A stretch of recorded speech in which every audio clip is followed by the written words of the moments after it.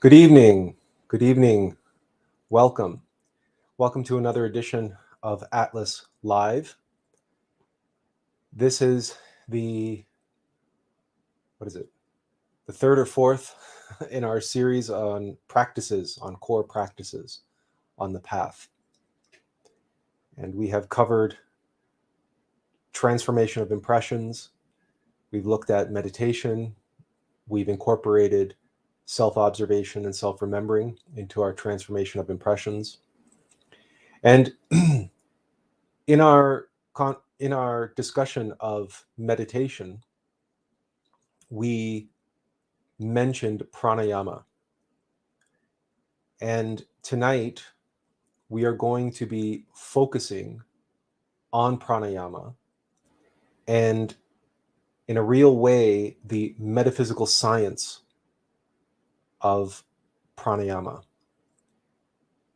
It's important when we're practicing pranayama to know exactly what it is that we are doing, what it is that we are working with. Because there are a lot of misconceptions and misunderstandings, misrepresentations, false teachings about prana, and indeed how it relates to Kundalini, and how the two things are often confused. But more importantly, there is a general lack of awareness or lack of appreciation for the non-mechanicity, the nature of prana as an energy which is not mechanical. Very often people think of energy and talk about energy in terms of spirituality. They talk about working with energy and even transformation or transmutation of energy. But in truth, they're thinking about energy in the wrong way. They're thinking about energy the way they think about electricity or other forms of mechanical energy. They're coming at energy from the perspective of physics, the intellect, our limited three-dimensional experience of, awareness of, and understanding of energy. But in truth, we only experience the effects of energy. Those effects can be mechanical insofar as, in a universe of cause and effect, in mechanical nature, on the level that we are at in three-dimensional reality, there are mechanical effects. And certainly, we can look upon our physical body as a machine. But its foundation is energetic. The vital body, the body of prana, the body of chi, is an energy body. But that energy is not mechanical. This is where a lot of misconceptions and a lot of misunderstandings and a lot of false practices and black magic and black tantra arise from individuals being convinced or misled as to the nature of the energy that they are working with.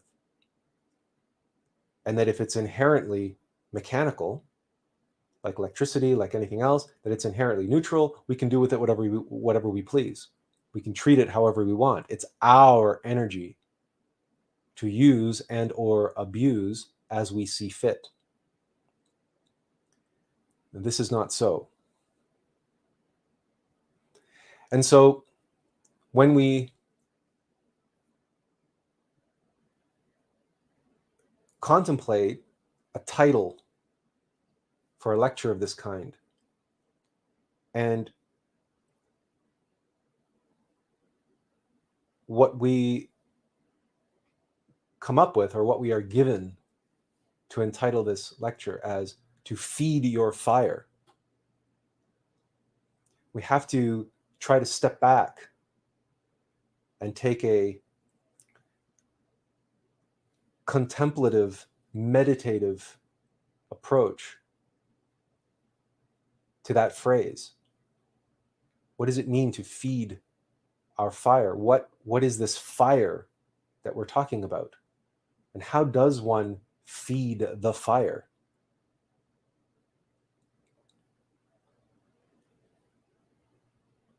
The fire that we're talking about is the fire of Christ, the fire of fires and the light of lights.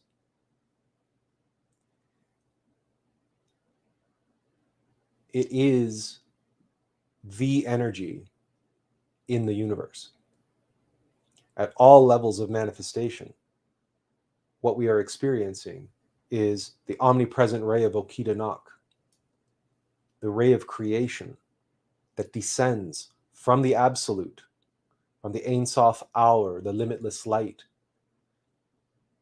through the world of Atziluth, the world of archetypes, down through Bria and into Asya. And at all levels of manifestation, this energy is expressing itself in different ways, crystallizing in accordance with the density associated with that particular dimension, that particular level of creation.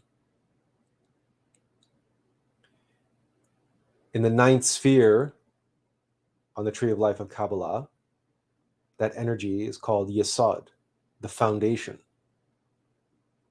And that is typically what we think of when we think about prana, chi, the vital body, the energy body. That it's the fourth dimensional body. It is the foundation of the three-dimensional body or the three-dimensional universe. There is the universe is electric, if you want to use the words of Walter Russell or Nikola Tesla. That everything, all matter, there is no matter as such, all matter, all physicality, in the final analysis, is just vibrating energy. Energy which is brought into a particular vibration, that it crystallizes and appears to form that which we experience as matter.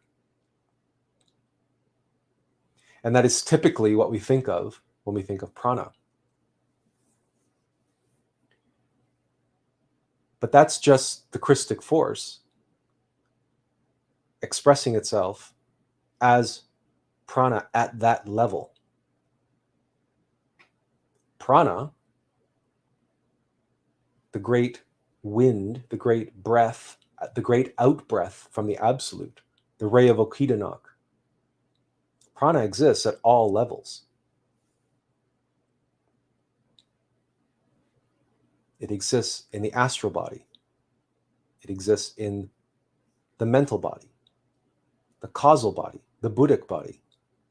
It is all prana. And it is all the Christ. Specifically, the feminine aspect of the Christ, the Divine Mother, as it descends and vibrates the body of the universe, the Akash, on all levels. So it fecundates and creates at all levels, the divine masculine and divine feminine. But the experience, the substance available to us at each one of those levels as the divine feminine aspect is that which can give birth to the Christ. We are doing these practices in a particular order.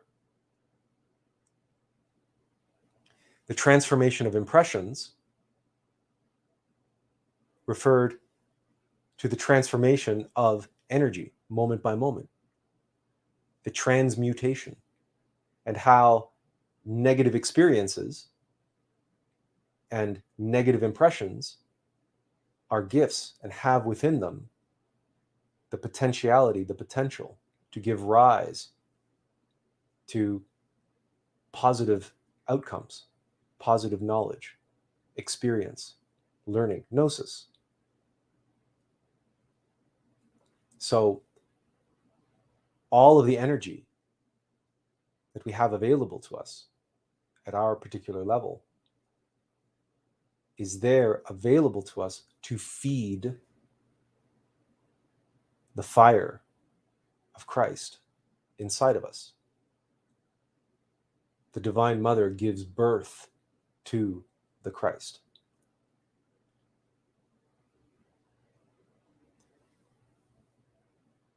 So when we talk about doing pranayama, we are not conducting any sort of mechanical exercise.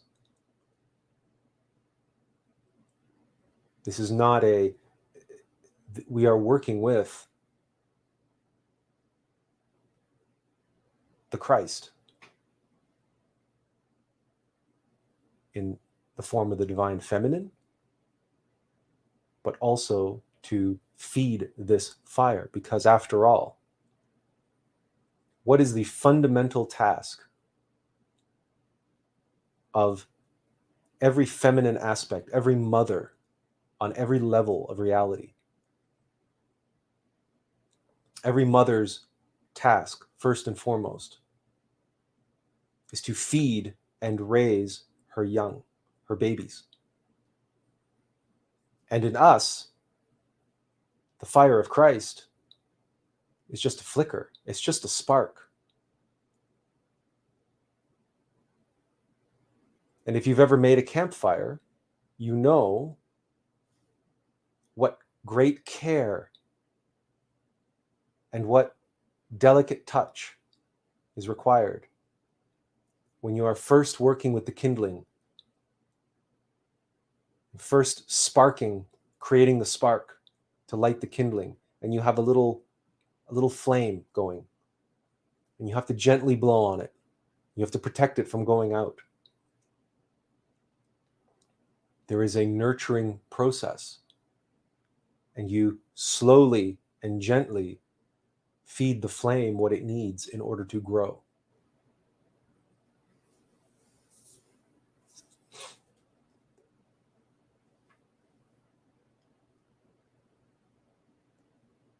So, with that preamble, we did a fair bit of preparation for tonight's live stream because we felt it would be appropriate for you to hear some words from some of the masters on this particular subject.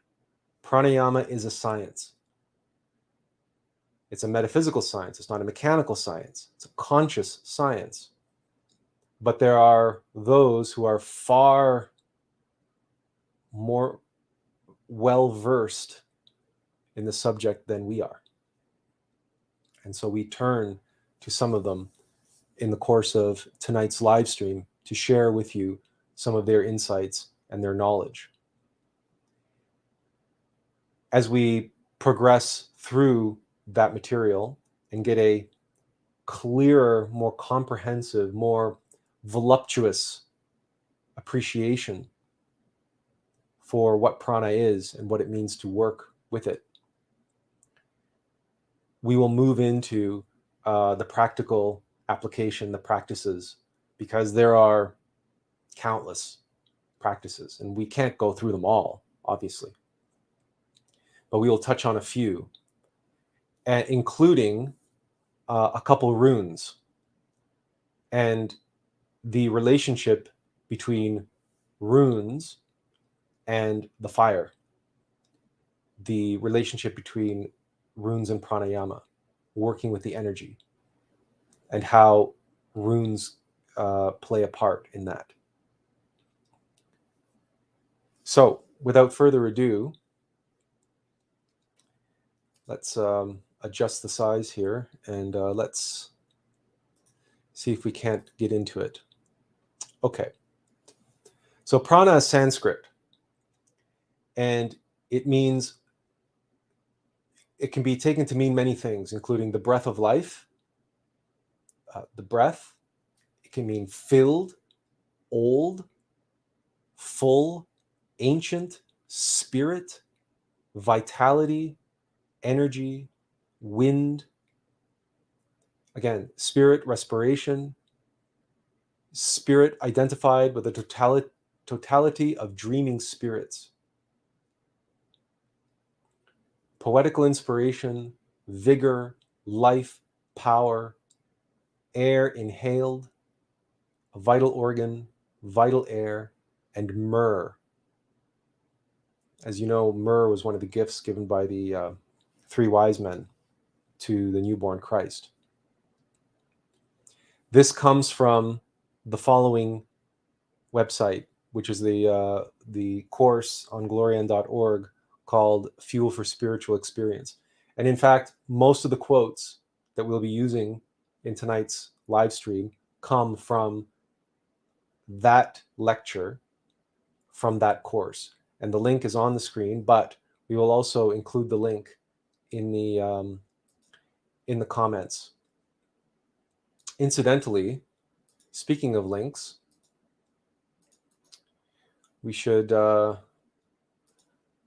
put the link to the live stream in the chat if you would wish to participate. Although tonight is going to be more of a presentation style, there is the link on the screen.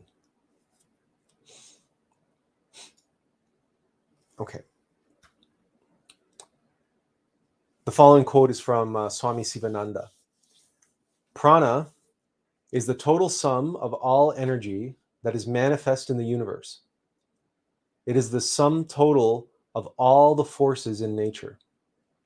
It is the sum total of all latent forces and powers which are hidden in men and women, and which lie everywhere around us. Heat, light, electricity, magnetism are the manifestations of prana. Whatever moves or works or has life is but an expression of manifestation of prana. The prana is related to mind, Hod Nitzak, on the tree of life, and through mind to will, which is Tipereth, and through will to the individual soul, Tipereth Gebura, and through this to the Supreme Being, Chesed, Atman. If you know how to control the little waves of prana working through your mind, then the secret of subjugating universal prana will be known to you. The implication here is straightforward. What Swami Sivananda is expressing in greater detail is the axiom as above, so below. If we can learn to control, master the flow of prana within ourselves, then the secret, the methodology to mastering the flow of prana in the supernal worlds, in the supernal aspects of ourselves, our true selves, will become known to us.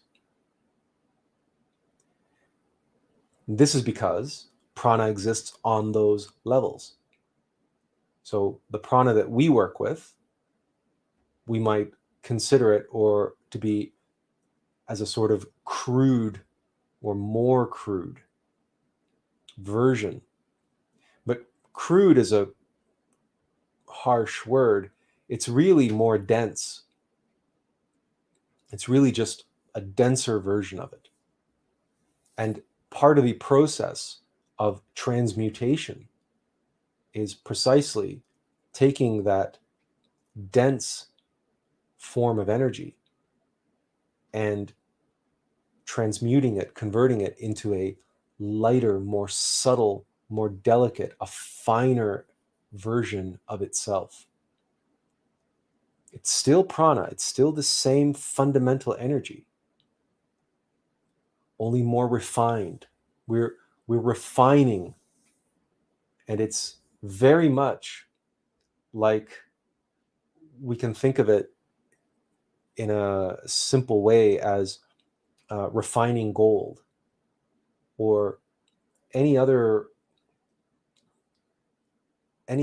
activity where what we're doing is purifying. And what we are purifying, of course, removing the impurities, it becomes more and more essential and more delicate, more pure. And it's that process of refinement that requires a great deal of time and patience. You can think about it like a blacksmith, a Japanese blacksmith making a samurai sword,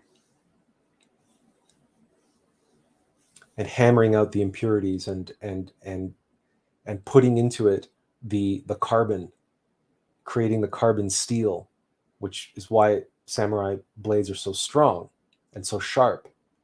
It's because of the way in which they're folded and pounded and folded and pounded and folded and pounded over months. And of course, the application of heat and cold, the fire and water, and the feeding into that sword in order to make that steel all that it can be, a sharp instrument that can be wielded and used in a wise way.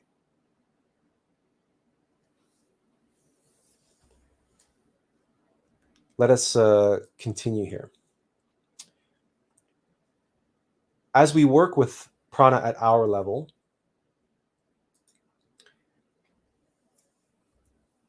we may have heard of the nadis and meridians.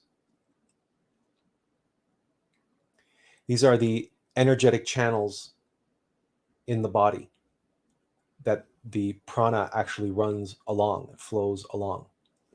So this diagram to the right here is one from the Tibetan tradition.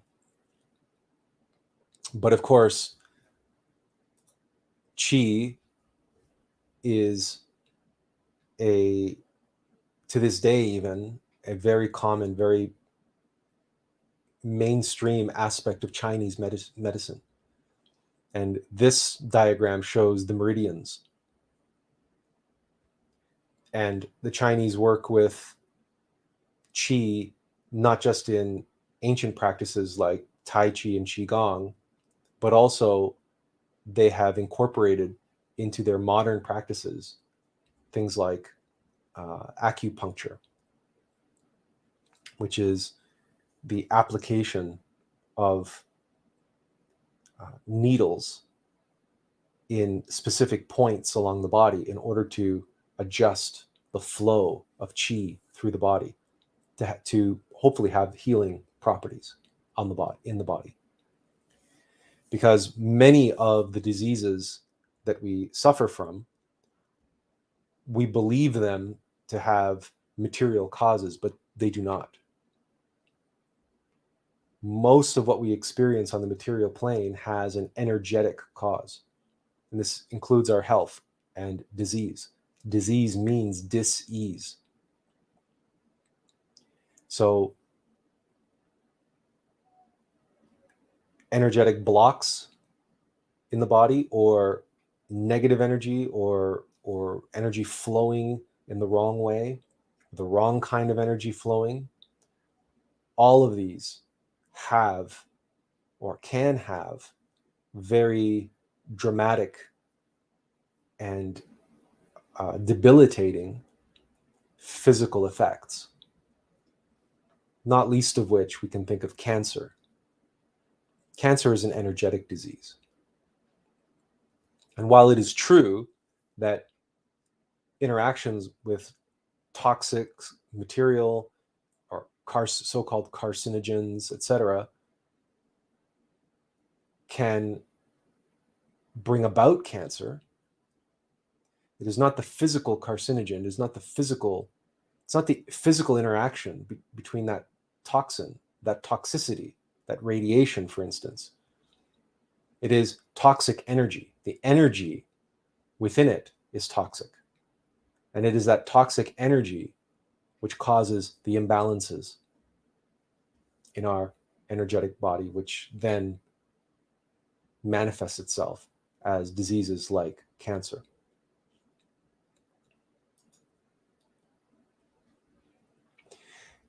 Where different nadis intersect, we call those chakras. And we'll just go ahead and just read this. Anywhere a nadi meets another nadi, that spot is called a chakra. A chakra is a conduit, a transformer of energy from one dimension to another. They are points of connection to all the parts of the soul. A chakra is like a vortex. It is like an electrical transformer that takes energy, uses it, changes it, and transmits it. Chakra is a Sanskrit word that means wheel. The meaning is like a gear or a water wheel that moves because of energy. The body, whether physical, vital, astral, mental, or causal, has many chakras.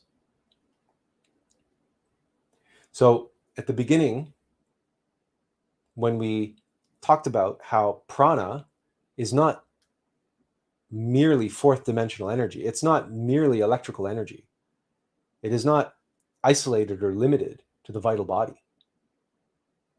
Prana is on all levels.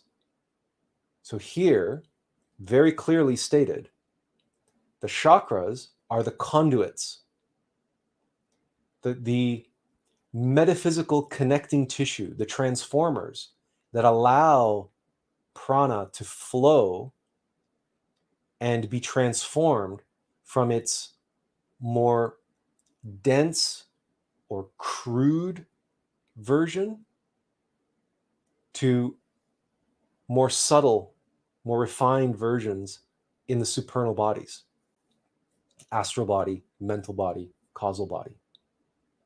That's prana. And why we meditate on the chakras, why we visualize and mantralize with the chakras, is for precisely the goal of putting them into activity, getting them to move. Well, how do you get a water wheel to move if not release the water, which causes it to move? If a chakra is a wheel, a vortex, any vortex, any maelstrom, any cyclone, even the water in your toilet bowl, right? You have to flush it to get it to do this. It's not going to do this by itself. Something has to move. The water needs to flow. Same with chakras. You cannot put chakras into activity without prana flowing through them. And most people think of it, or they've been taught this, in the reverse. They have to open their chakras. Their chakras must be opened in order for the energy to flow through them. It's the reverse. The energy flows through them that causes them to go into activity. And that energy is focused through will and through sound. That's why we do mantras when we work with chakras, and visualization, because the consciousness is able to move prana. And yes, of course, like any rusty wheel or any seized up machine, you unseize it, you open it by jump starting it. and getting it to move, and then you work it in, you warm it up, you work it in, so then it will turn more easily, more readily, because you're working with it all the time. It's like that in any engine, right? If you don't run the engine on a regular basis, it gets seized up. The pistons seize, everything gets seized up. It's not being lubricated. It's not being put into activity. That which needs to flow through an engine, the oil and the gas, dries up and the engine seizes up. So too our chakras. If we do not regularly flow oil and gas through our chakras. Now, our chakras are not combustion engines. More aptly put, they're more like electrical motors. And an electrical motor can also seize up. So you run it regularly. And so you put the electricity through it regularly. And that electricity in us is our prana. And when we work with it consciously and move it through our body, it will activate our chakras. And our chakras will go into activity. And that there are so many different ways of doing this. And that's when we meditate on our chakras, or we mantralize and focus on our chakras and visualize, we are actually directing prana. That is what we're doing. We're using our mental center and our consciousness, our imagination, which is a form of clairvoyance, but it's in the higher regions of the mental center. And then if we pray and we put our heart into our prayer and we direct that love, that devotion, that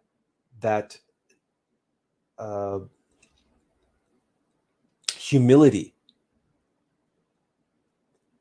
and we direct that prayer into our mantras, into our visualizations, now we are activating our astral body. So we're moving prana through the chakras in the mental center and the emotional center. Then if we combine it with breath, and if we combine it with our will and actually moving the prana that's in the vital body, now we are activating 1, 2, 3 bodies, 4 bodies, because we are using our willpower. Our vital, our astral, our mental, and our causal body, all in activity. And how is this possible? Because the chakras are the conduits, the transformers, the places in which the nadis in each one of these bodies intersect and intermingle. And the energy can transfer from one to another and be transformed.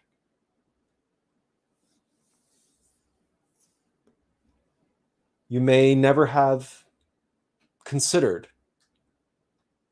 working with chakras and working with mantra in this way before, and comprehending that all of your metaphysical reality, all of your metaphysical bodies, they're all prana. They're all expressions of the Divine Mother.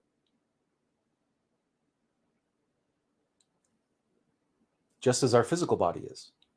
Our physical body is just a physical expression of prana, of energy. And you can't get anything to work. You can't get anything to move. You can't get anything to happen. Not a thought, not clairvoyance, not imagination, not emotion, nothing.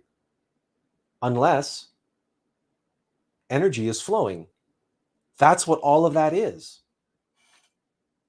There's nothing else but that.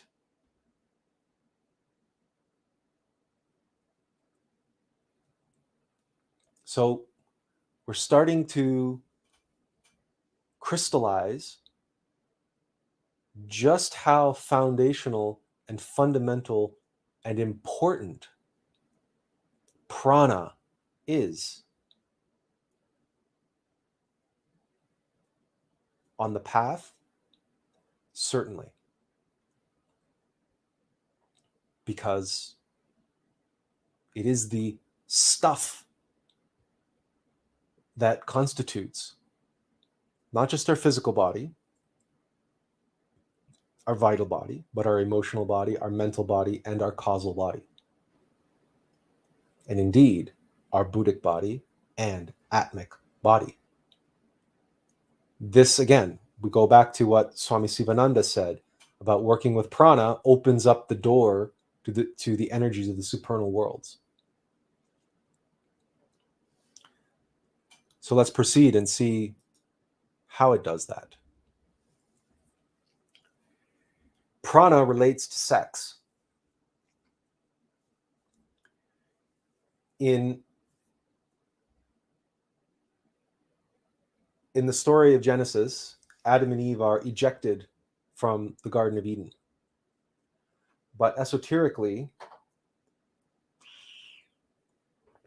Adam is located in the brain and Eve in the sexual organs. Adam being the masculine force, the manas, the divine mind, and Eve being the feminine force, the earth, the Muladhara chakra, the hume, the stuff, right? The body of reality. So she is the hume, the earth, the substance. And Adam is the manas, the mind. So human being is the earthly embodiment of divine mind. Hume manas, human. That's where the man comes from, by the way, manas.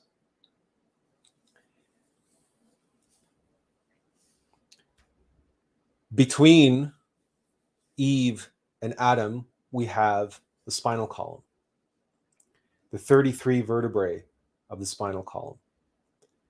This is the anatomical analog for what is described as Jacob's ladder and Dante's ladder. It is the steps, the 33 symbolic years of Jesus's life. You have 33 degrees in Freemasonry. All of these numbers directly relate to the 33 vertebrae of the spinal column.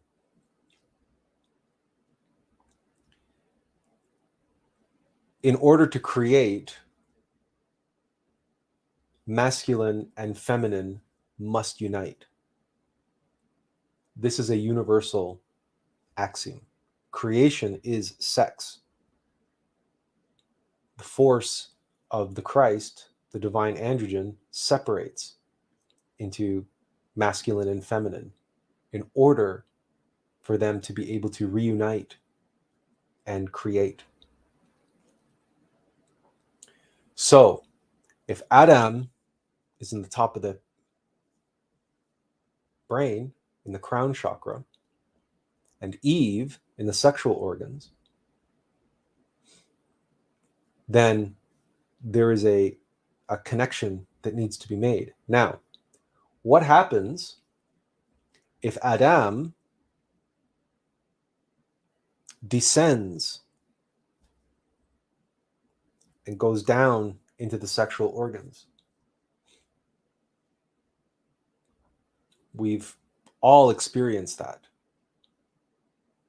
That is the experience of having our mind completely engrossed in our lust, in our desires.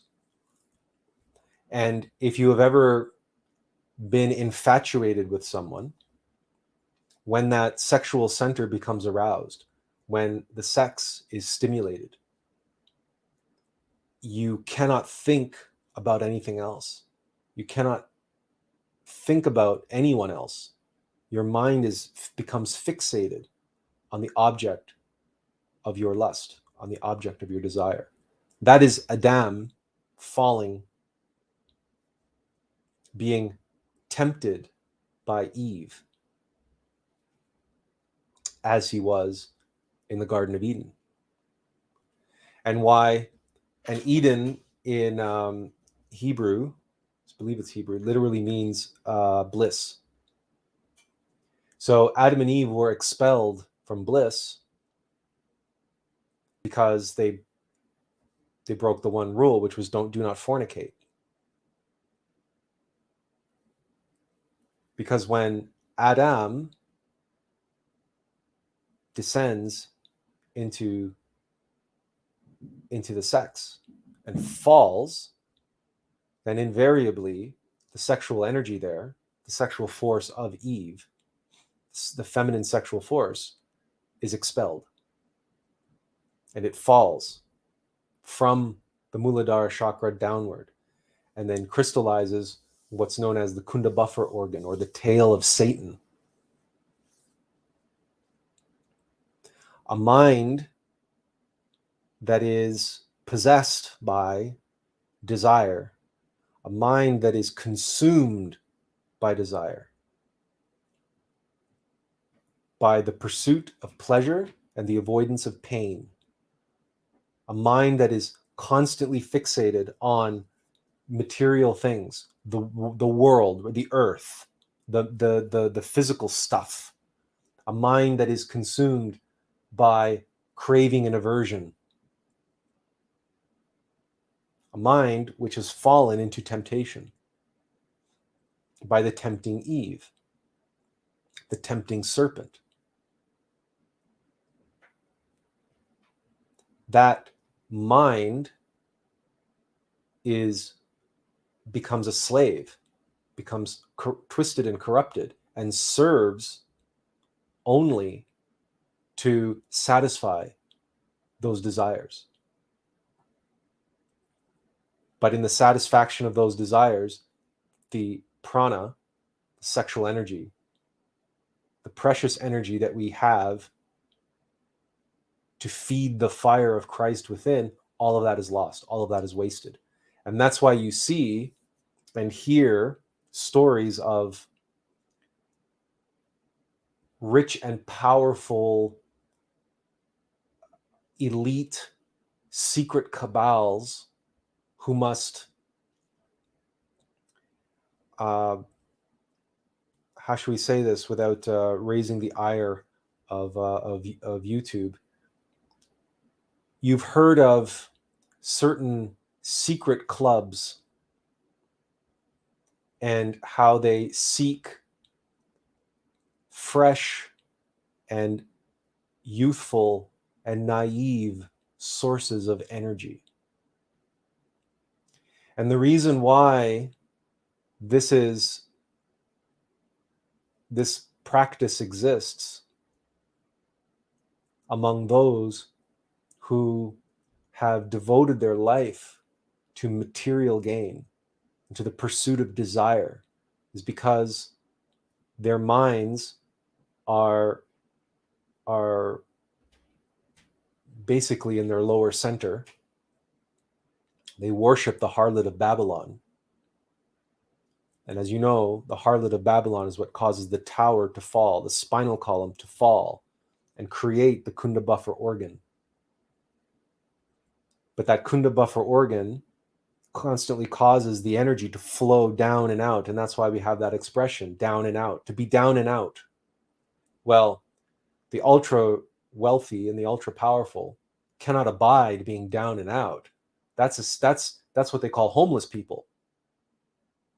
So they constantly have to replenish their energies somehow in order to be able to continue their lifestyles of decadence and pleasure and hedonism.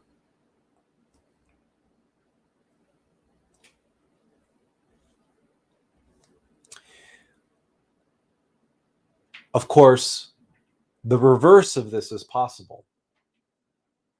And the reverse is raising Eve up to Adam and taking the sexual force, the sexual fires, and raising them up the ladder, up the spinal column to the crown chakra. And creating not pleasure, not physical pleasure, not sensation in the physical body, in the earth, not satisfying that center of desire by expelling the energy, but harnessing and transmuting that energy and creating ecstasy, samadhi, bliss, returning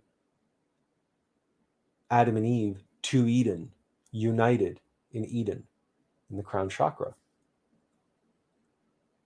We raise the fire to the top of the spinal column, to the top of the crown chakra. And we have here the image of the apostles experiencing the Pentecostal fire. Penta meaning five. The five elements. United, upright, the upright pentagram, an upright human being. The four elements and the fifth element united, harmonized, and raised an upright human being to the crown chakra and to create illumination, enlightenment. In other words, the awakening of the Christ consciousness inside of us, the development of the Christ consciousness, the eruption, the kindling of that fire, of that flame. So in other words, we are harnessing the prana and raising it to feed the flame, the fire of Christ. And that's what the Pentecostal fire symbolizes. There is another way to interpret Eve and Adam.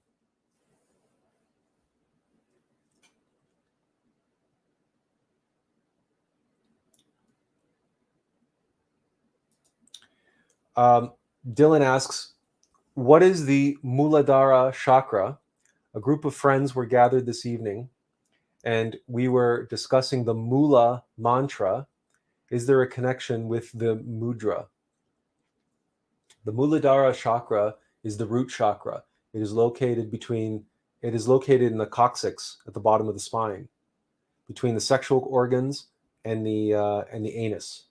That's where the Muladhara chakra is located. It is the basement, if you will, or the floor of the torso, and that's where the Kundalini resides, coiled up 3.5 times. That's the Muladhara chakra. That's where Eve exists, metaphysically.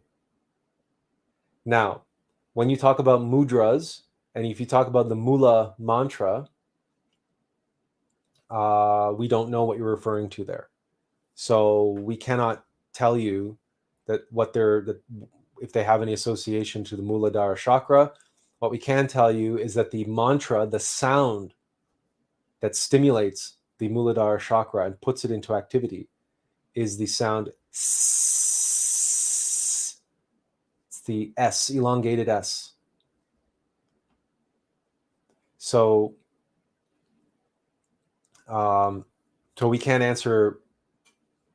we can't give you a good answer on the Mula mantra. We don't even know what the Mula mantra is, and we're not well versed in mudras, so you'll have to go elsewhere to if you are looking for answers about mudras.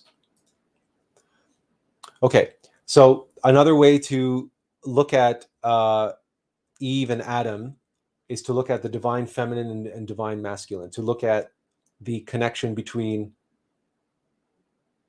the Divine Mother, Kundalini, the sexual fire, and the Holy Spirit in the crown chakra, the divine masculine, the fire of the Holy Spirit, and raising the fire of the divine feminine to unite with the fire of the divine masculine to give rise to the fire of fires and the light of lights of the cosmic Christ. So the Holy Spirit in the crown chakra, the Divine Mother in the root chakra, it's the same symbol as Adam and Eve at their respective chakras. The point is that these are the two extreme points that, and between them are all the chakras, the primary 7 chakras anyway, that we work with. And as we raise the energy from the root chakra to the crown chakra, all those chakras are put into activity. But Adam and Eve also represent Ida and Pingala, the actual energetic channels on either side of the spinal column. And in men and women, they are reversed. That is why when a man and a woman comes together to practice Tantra, the energetic channels are in a complementary alignment. So fitting like a lock and key. So we're just going to read this because this is important for some of the practices. So we'll just mention it. We take the energy into both nostrils that connects to those conduits of energy. In the male, the left nostril is related with Ida, the moon channel. And in the female, the left nostril is related to Pingala, the solar channel. In the male, the right nostril is related with Pingala, the solar channel, and the left nostril, the female, is, and the solar channel, and the left nostril, the female, is Ida, the lunar channel. Through each breath, we are drawing energy in relation to those two channels, in relation to those two lungs, in relation to the two ovaries, and in relation to the two testicles.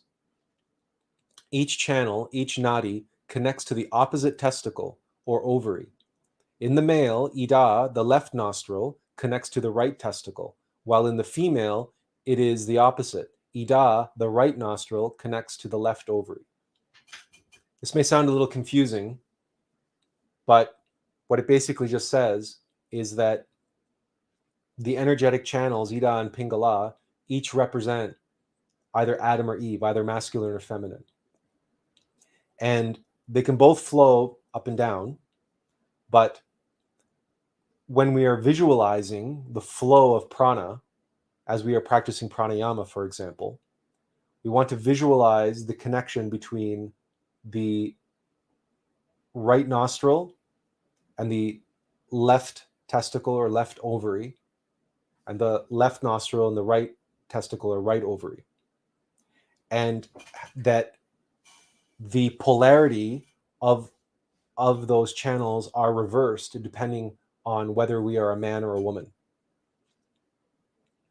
So this is good to know if you want to practice pranayama such as Egyptian Christic pranayama, which we will get to a little bit later. But just for the time being, it's just another way of understanding the relationship between Adam and Eve inside of us. So Adam and Eve as an allegory.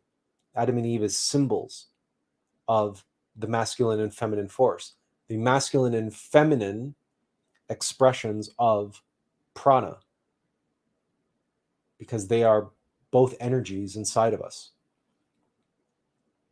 And when we are working with prana, we have to work with both energies.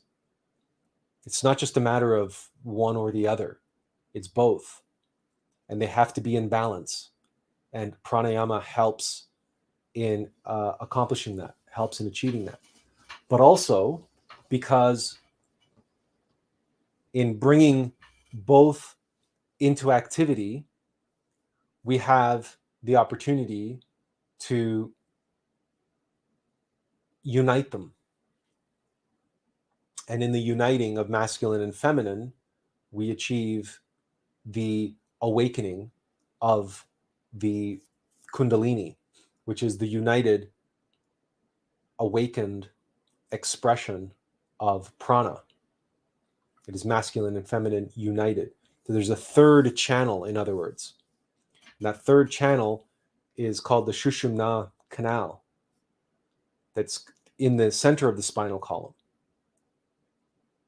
And it is in the Sushumna canal that the Kundalini rises from the coccyx to the brain. But that Kundalini cannot be awakened and cannot rise if our masculine and feminine energies are not balanced and not in activity. And that if the nadis and the connection between our Adam and Eve isn't cleansed, isn't clean,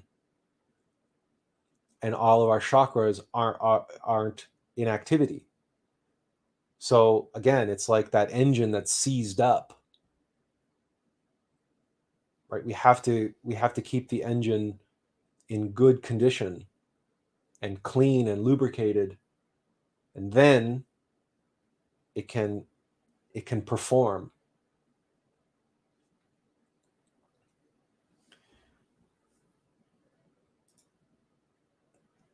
So these three channels are embodied in the Western symbol of the caduceus of Mercury, or also known as the staff of Hermes.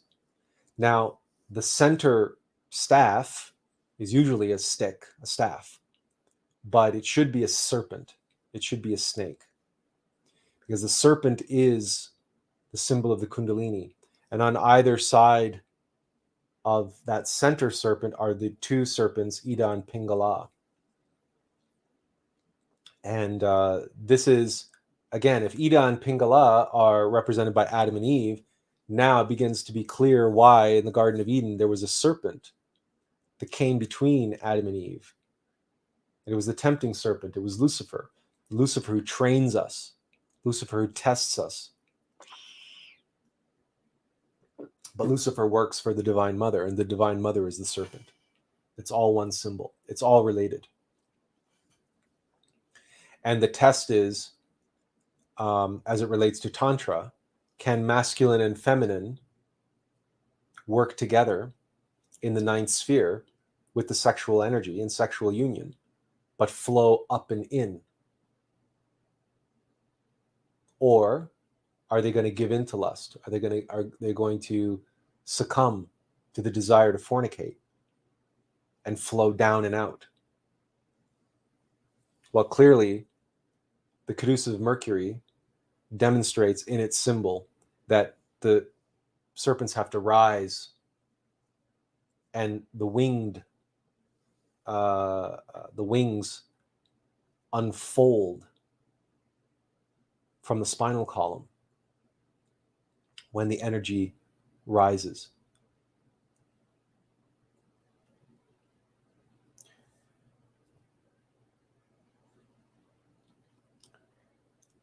Next, we have then the relationship, we've been touching on this, the relationship between pranayama and tantra. Here we have a yogi practicing a simple pranayama, and we'll describe that in a bit. But prana, being Sanskrit, means energy, wind, breath, or life force. Yama means stopping, effort, or lengthening. So pranayama means wind stopping or wind lengthening. It can also be in English understood as harnessing the winds. That is also a correct way of thinking about pranayama. Now, most people think about pranayama as breath control. But that is not what is important here. Breath control is one thing. But the essence of pranayama is the stopping of the wind and lengthening of the wind, harnessing the wind. The harnessing of the wind. And what are we harnessing the wind for? The wind of prana, the energy, the divine life force. We're harnessing that to feed our innermost intimate Christ, which is just a spark, a seed, a baby, the baby Jesus inside of us. Because he is just a baby. And like the three wise men who bring to the newborn Christ child their gifts, and one of those gifts is myrrh. That's one of the synonyms for prana. We harness the wind inside of us to feed our innermost intimate Christ. But it's the stopping of the wind that allows us to harness it, is it not? Think of a sailboat. How does a sailboat harness the wind? What is a sail? What does a sail do? If not, stop the wind. And as it stops the wind pushes the sailboat. The sail catches the wind, and that creates the momentum, that creates the movement. It's the same thing with a water wheel. You have a river, you have a waterfall.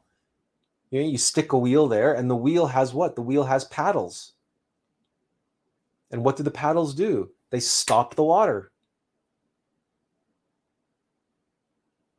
And the water pushes on the paddles, and all of a sudden, the wheel is moving. Remember what we said a few moments ago about chakras and flowing into what is a vortex? What creates a vortex? Vortex is caused by what stops the flow and what allows the flow. It's a lengthening of the flow in a circular motion.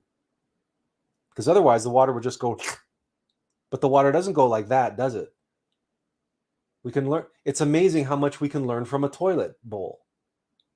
The water doesn't go whoop down the hole in the bottom of the toilet bowl. It doesn't do that, does it? It swirls around and around and around and around and around and around, and it goes down in this spiral vortex. If you are interested in studying this on the level of electricity, read Walter Russell, read A New Concept of the Universe. And Walter Russell reveals through his recording of his meditations, because all of Walter Russell's discoveries and insights came from meditation, and he outlines that in the preface of his book. All of 4D electrical science is all vortex related. It's all vortex science, fourth dimensional vortex science. All the energies, all the electromagnetic potentialities, both positive and negative, unfold in this constant vortex pattern. But a vortex is created by stopping flow and lengthening flow. In order to what? In order to harness the energy. Because that is what keeps a toilet bowl relatively clean, is that motion. That kinetic force that's elongated.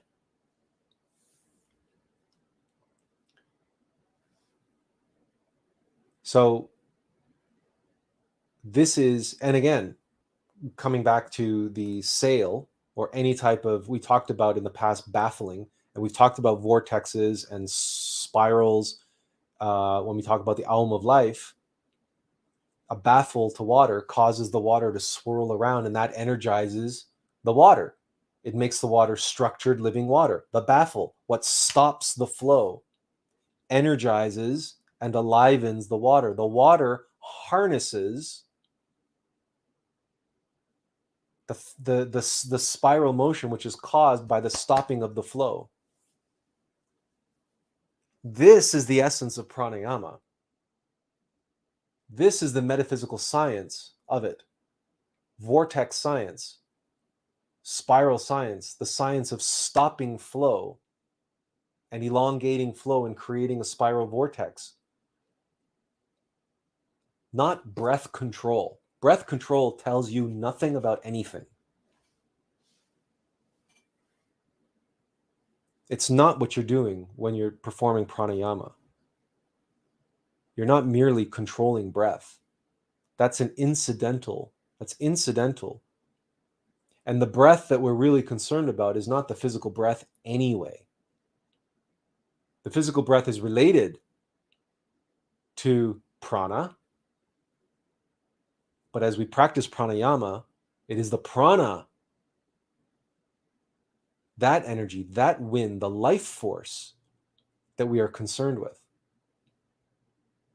The stopping and the lengthening of the breath is simply a tool, a technique that we use as beginners to get us into this deeper practice of mastering and working with the breath of life, the wind of existence.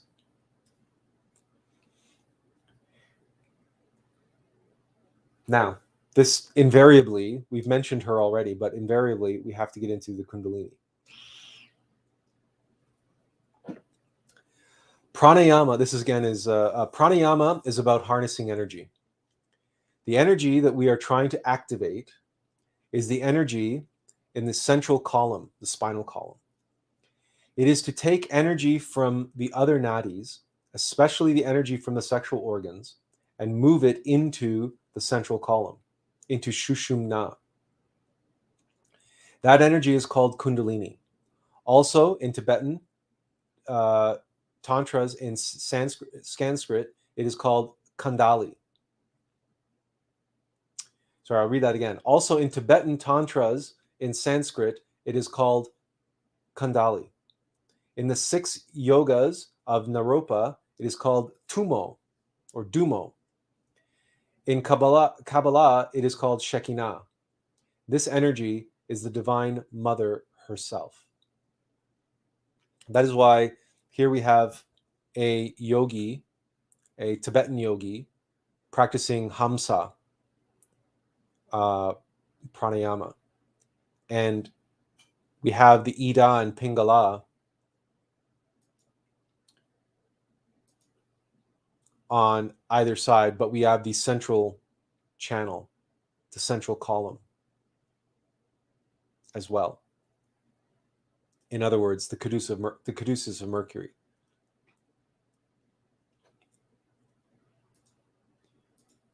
Now, let's continue on, because this leads into a discussion about Kundalini awakening. Kundalini is Sanskrit and comes from the word kundala, which means coiled. This is because that power is coiled up at the base of the spine in the chakra Muladhara. It is latent, dormant, awaiting the moment it is activated. To awaken the Kundalini and raise up the spine as an initiation cannot be done by a single person. It can only be done by a couple, a man and a woman who work together. Only a man and a woman can give birth, whether physically or spiritually.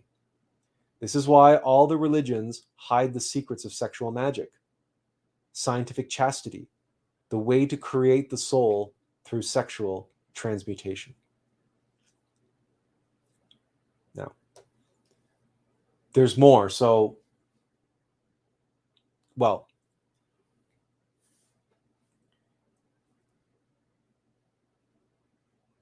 one cannot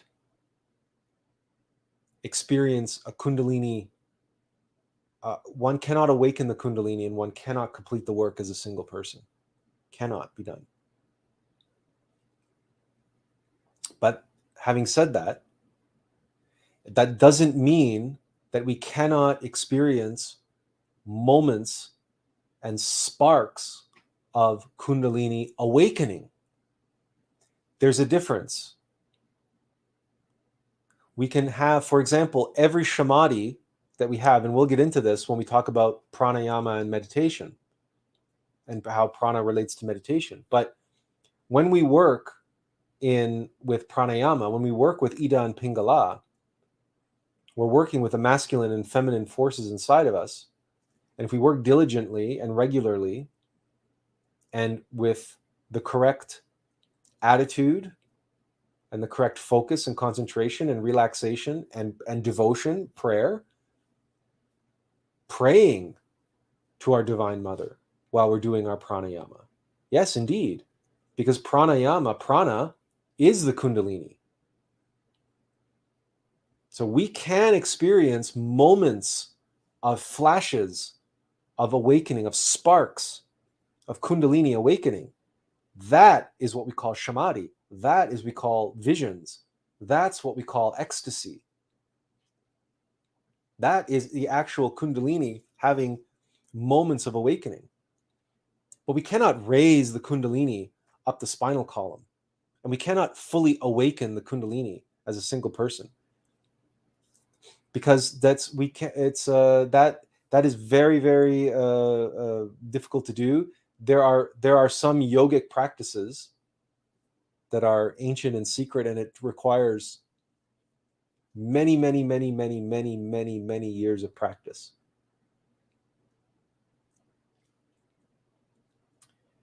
And the vast majority of Hatha Yoga schools and schools of Tantra, etc., they do not know those practices. They do not teach those practices. What they're doing is manipulating prana.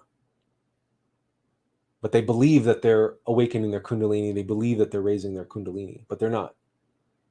They're not. Alatiria asks, so someone who cannot find a suitable partner can never be awakened? Sorry, this seems like nonsense. We never said that you can't be awakened. We said you cannot fully awaken and self-realize. You cannot become a master. You cannot become a self-realized master. No. Because that requires the complete awakening of the Kundalini. And there's a difference between having moments of awakening and being completely awake. But when we're talking about the awakening of the Kundalini, right, we're not talking about the awakening of the consciousness. Those are two separate forms of awakening. They're related, but they're separate. So you can awaken. You can awaken. You can become a Buddha.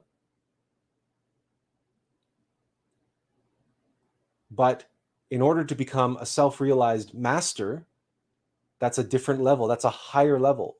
That's the level of, that's the direct path, the path of the razor's edge. That's the path of the Bodhisattva.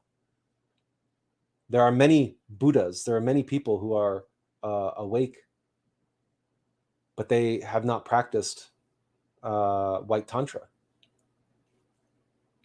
So Master Samael and the tradition of Master Samael, he teaches the direct path, the path of the razor's edge, the path to mastery, the path to self-realization. That is a path achieving a level higher than mere awakening. To be awake is one thing, but that's just the first level. That's at that level. And it is possible to awaken as a single person, practicing pranayama and meditation and all that, but also sexual chastity. Yes, Buddha had a partner, Jesus had a partner, the Dalai Lama has a partner. But all of these teachings were secret. In Buddhism, this is not taught openly and publicly. This is an inner teaching that is only taught to monks and nuns of Buddhism. They're the only ones who learn. That's why this isn't openly taught in any books of Buddhism. Because in Buddhism, in all traditions, actually, let's try to put this into context.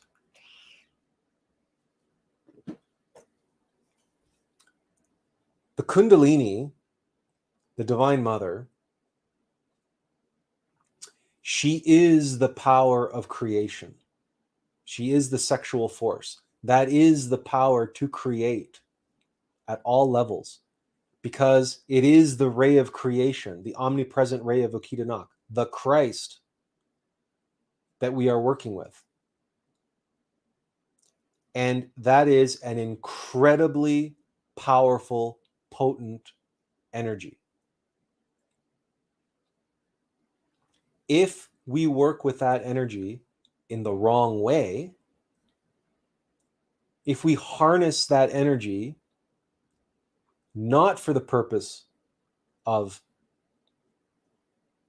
awakening our consciousness, of creating the solar bodies, of eliminating the egos, of uniting feminine and masculine within us, and becoming a true human being, and becoming a self-realized master, and incarnating the Christ and feeding our inner Christ child, right? All of that is possible with this energy. But what happens if the wrong sort of people gain access to the teachings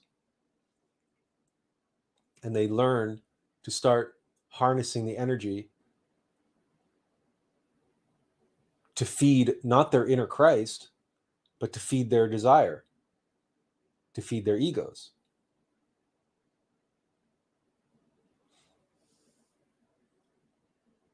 That is what you see in 99% of schools that claim to teach Tantra. They're focused on having more intense, longer, and more pleasurable orgasms, and more frequent orgasms. That's how they teach Tantra. That's what they say Tantra is about. And they revel in that pleasure, and they revel in the orgasmic pleasure. And then you have the schools of black magic that teach the harnessing of the sexual force in order to manifest desires, to manifest money, wealth, fame, power, influence, sexual partners. Things like The Secret, which is a mainstream property. It's a brand. There's a whole brand now associated with that, and they have multiple movies out now, all based around this black magic practice of harnessing the sexual force, the Divine Mother, the creative force of the universe, to create more darkness, more blackness, more ego, more desire, more suffering.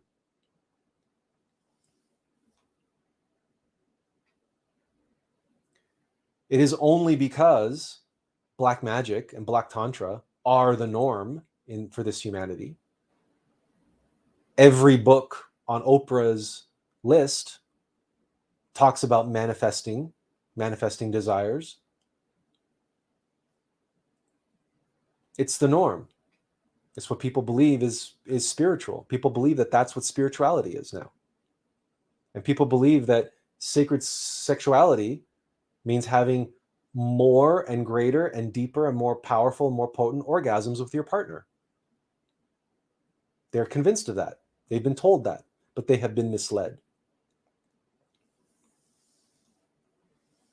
And the only reason why Master Samael came and openly taught the path of the razor's edge, the Arcanum AZF, is because the cat was out of the bag. The Pandora's box was open. The Black Lodge had already disseminated all of this information. So there was nothing left to lose.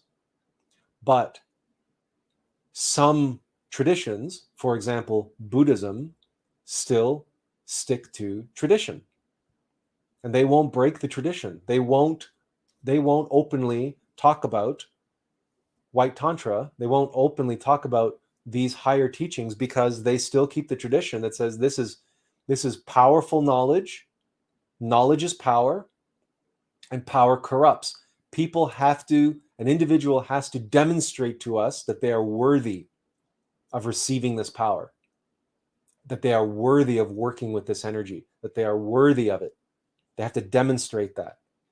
That's why Buddhist monks and nuns go on 3-year retreats, doing nothing but meditating and practicing pranayama, cleansing themselves as much as possible as individuals, meditating on their egos and practicing the pranayama and cleaning all their energetic channels by flushing it all out day after day after day after day, and mantralizing and doing all these other practices and smudging themselves and doing hard work and discipline and all of these things.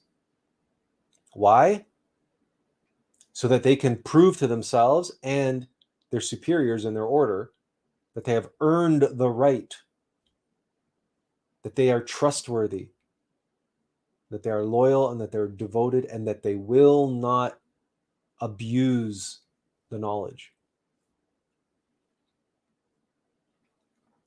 That is why it's not common knowledge about Buddha having a wife and the Dalai Lama having a partner, and how Buddhist monks and nuns unite with one another once they've achieved a certain level in their order. Benjamin asks, people should be taught, especially young ones, should be taught the sanctity of the holy matrimony. Master Samael is truly ahead of his time. Only a few people understand him until now. There are some others who are, catching on to this. For example, David Deida, who writes about relationships and the relationship between the divine masculine and divine feminine. In his book, The Way of the Superior Man, he talks about retention of the sexual energy. He talks about making love without indulging lust and without indulging the orgasm. And there are others as well. There are others who intuitively arrive at this place where they just, their conscience, their higher, their awakening, their knowledge, they just start to know, they start to sense that there's just something wrong with indulging that desire, that pleasure seeking, that there's something antithetical to the path. In fact, if you do read or listen to the lecture on pranayama in the Fuel for Experience course, the Gnostic instructor goes on at length at the beginning of the lecture talking about the Mahayana mindset. And yes, Way of Superior Man is an awesome book. Yes, we're glad you've read it, because it's one of those books not written by a master or whatever, that has a lot of really good practical advice for couples. And again, it's a little bit unfortunate, the title, because of the title, a lot of women refuse to read it. They get turned off by the title. But as you can attest to, Eleftheria, it is a book that is really written for both men and women. It's I've often wondered if he should re-release it, The Way of the Superior Human, or something. But in any case, if you've read it, then you can attest to its value, and we've read it, and we can certainly echo your sentiments there. So the Mahayana mindset, the Gnostic instructor will go on at length about it, talking about it. But what is that really? And again, this comes back to that previous statement we said about proving your worth and your worthiness. we're on this slide talking about awakening Kundalini, so we might as well address it here as well.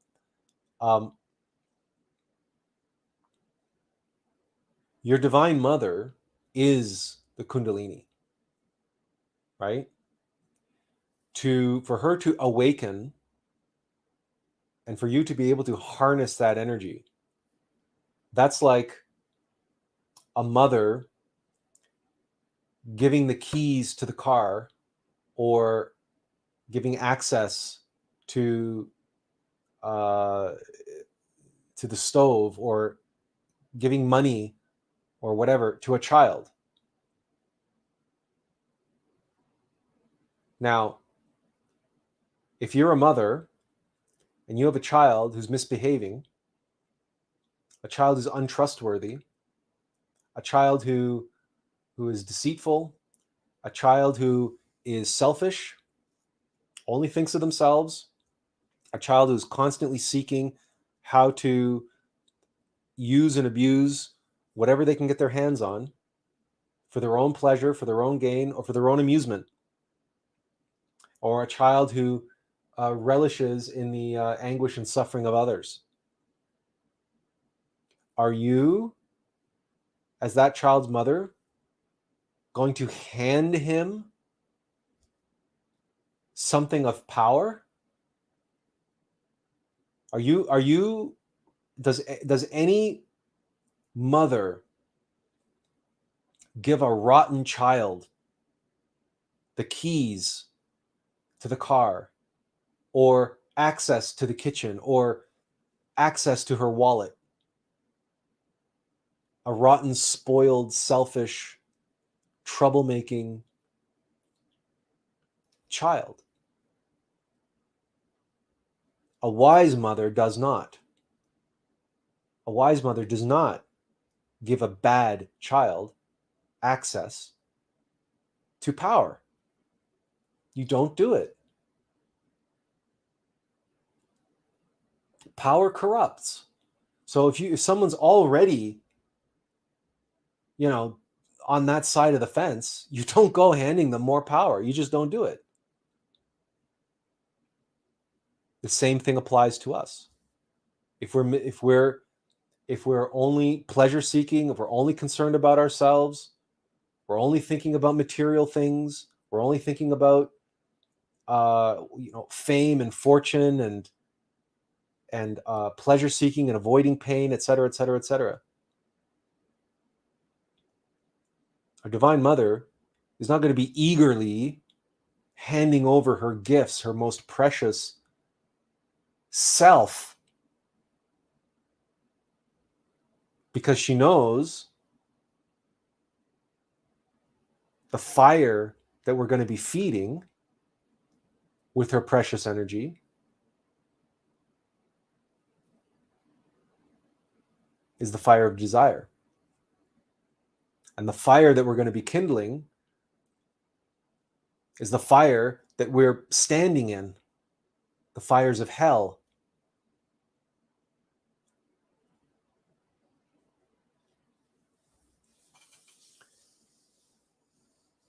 The Mahayana mindset refers to one who no longer really thinks about themselves, one who's not concerned about, material things or worldly things, one who's more concerned about others and the suffering of others and ending the suffering of others. And this is the mindset which we generally associate with the saints, with the masters, with the avatars, individuals like Buddha, like Moses, like Jesus, individuals who dedicate and devote their life to others. And they demonstrate to their own individual Divine Mother their worthiness of her power, their worthiness of her gifts. They are, as children, are responsible to receive all that she can bestow upon them to help feed their fire, because the fire that they're kindling and the fire that they're seeking to become inflamed with is the fire of the Christ. That is the child that is being nurtured by their divine mother. They're not nurturing their tortured and hurt and traumatized little child of ego, of the false self. They are wanting to nurture and grow and mature their innermost Christ child. And they turn to their divine mother with humility and gratitude and prayer and devotion and dedication and loyalty and humility. And they prove themselves to their divine mother, and their divine mother responds in kind. That's the Mahayana approach, the Mahayana mindset. That's the Bodhisattva approach. So this awakening of Kundalini, again, this is not some kind of a mechanical process. We're not talking about a mechanical energy. You can do all the pranayama in the world that you want. You can do all the practices in the world you want. If you do not have the right mindset, if you are not living in the right way, if you are not aligning your actions with the spiritual path, with your innermost being, your true self, your innermost intimate Christ, then the Kundalini will not respond to you.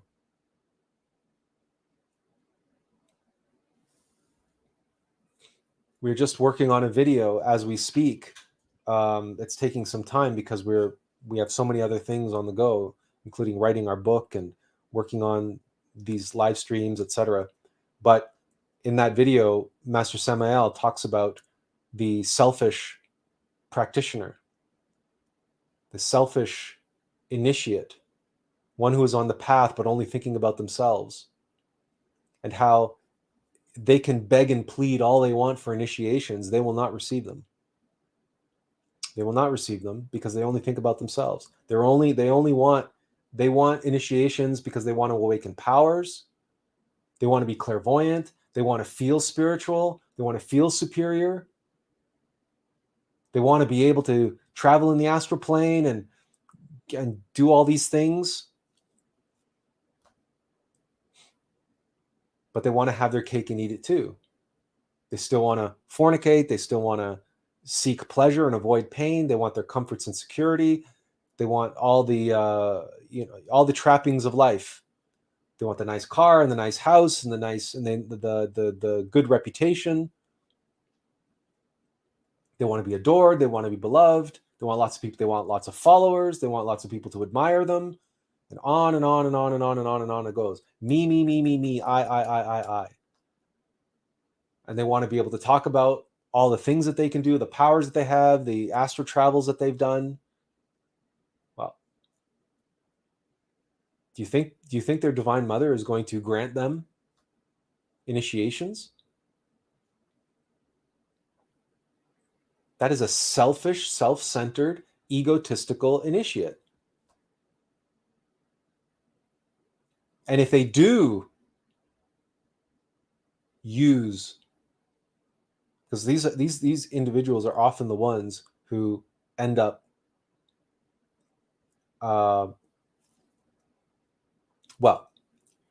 look, George Ivanovich Gurdjieff called them Hasnamusin, those with a dual center of gravity. Now, what does that mean? What that means is someone is working to awaken their consciousness, and they're working with pranayama, they're working with their sexual energy, but as they're doing that, they're thinking about lust, they're thinking about their desires. And the mental center, their mental center is down here. So they're activating their sexual energy, they're working with their sexual force, and they're doing all the practices in the right way, except that mentally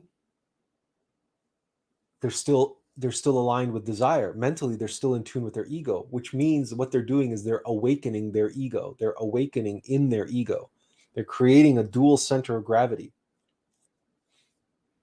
And that dual center of gravity invariably leads to a demon, to a black magician. Master Samael said that on the path of the razor's edge, there's really only one of two outcomes: the creation of an angel, a master, or a demon. That's why it's the path of the razor's edge. And a true master, the bodhisattva, is one who remains on that edge, in between those two things.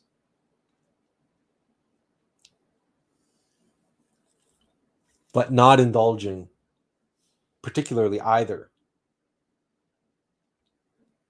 Because there is a way of becoming a holy, righteous, self-righteous, holy initiate, right? There's that angle to remember as well. But in any case, the point here that we're making is that when we're working with prana and the sexual energy, because, as we said, prana is not just in the vital body, it's also in the emotional center and in the mental center. If, as we're practicing pranayama, as we're practicing white tantra, our mind is in lust and our heart is in lust, then we are going to be feeding that fire, the fire of lust, the fire of ego.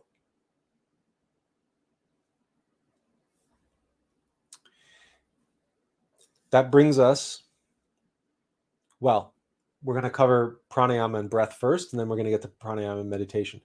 So, some quotes here. Regulation of breath is the stoppage of inhalation and exhalation.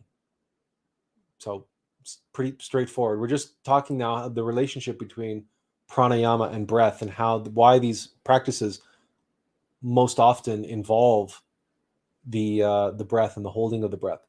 Pranayama is not, as many think, concerned solely with the breath. Breath indeed has very little to do with it. Breathing is only one of the many exercises through which we get to the real pranayama. That's Vivekananda there. Okay, one more. There should be no strain in any stage of pranayama. This is something that that is important. Many pranayama practices and videos that you will see, especially ones related to Black Tantra, other tantric schools that teach the use of tantra to elevate sexual arousal and have more intense orgasms. They often teach this very violent, harsh, strained, stressed sort of breathing exercises. Right? I mean, this is not pranayama. This is not how to work with the prana. This is not how to stimulate the prana. Again, if you're doing it that way, you're doing it wrong. You're feeding the wrong centers in the body. You're feeding the animal centers, the physical centers, the lust, the desire, the excitement, you're overloading you're overloading the nadis with the energy.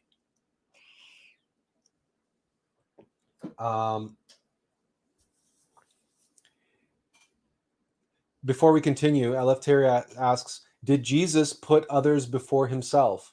He seems like the real deal, but it is a hard act to follow. Well, Jesus went through the crucifixion for our sake, so that he could negotiate and change the rules of karma for this planet and this humanity. Namely, that karma can be negotiated and some karma can be forgiven. So I mean, yes, he is a hard act to follow, but remember, Jesus is the master of masters for this planet. He is the greatest master who's ever walked this earth. So we don't necessarily have to have in our mind that we have to be like him. It would be nice, and we should try to emulate his example as much as we can, but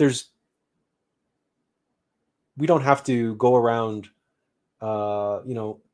healing the sick and raising the dead and walking on water in order to have a Mahayana mindset, a Mahayana attitude. And for example, in our case, we do these live streams. We make our memes. We write our blog articles. We're writing our book. We live below the poverty line. I mean, but we live in relative comfort compared with most who live below the poverty line. That means that we live at home and we help to take care of our 82-year-old father. But it's his house that we live in. We have the basement. We live in the basement of the house. We're still single. So we don't own a car. We basically, everything that we own that's of any particular value is for the sole purpose of being able to do this work. Right? We have a webcam, we have a tripod that the webcam sits on. We have a television, and we have a computer monitor, and we have a computer. Then we have a microphone. We have what's behind us, what looks like a green screen, is really just a green cloth draped over an old projector.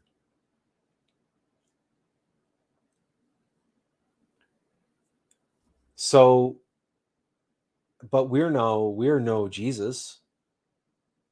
We're in progress. We're in formation. We're Attlas in formation. That's why we called our channel and our everything, we called it Attlas in formation, because we're nowhere near completed our, finished our journey or finished our work. But why do we do it? Right? Not for our benefit, but it's our passion. It's our what we're willing to sacrifice and suffer for, is to help others. And for example, in tonight's live stream,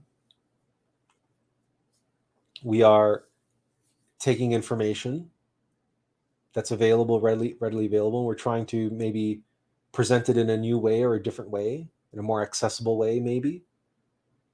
Just giving it a new home, another expression.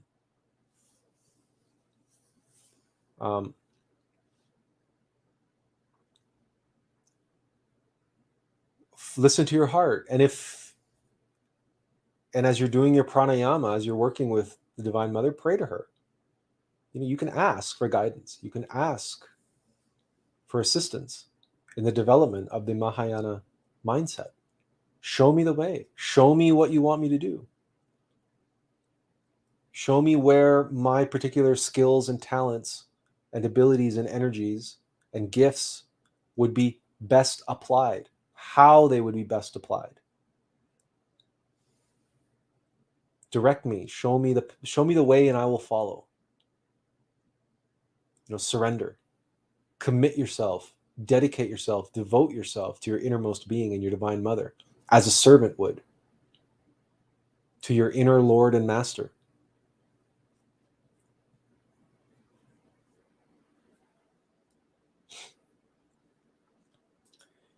Aleftira says, you do more than most. Hopefully Trudy Trudeau will fall.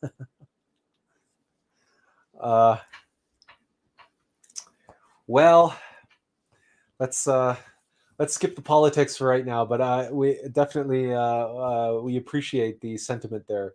There's definitely well, again, let's not get into too much of the politics, and let's just say that Trudy, that's a good way to call him, is really just a puppet. If you want to know what's really going on, you got to go. You got to go around the world, and you got to think in terms of 4 letters: CCCP, and then you'll start to see the bigger picture and why the guy looks like he's aged 20 years in 4 years. Okay, so where were we? Ah, yes. So be relaxed, relax while doing pranayama. No strain, no tension. There should be no strain in any stage of pranayama, Swami Sivananda says. A yogi measures the span of his life not by the number of years, but by the number of his breaths. Now think about that for a second and contemplate what that means in the context of those so-called pranayama practices where it's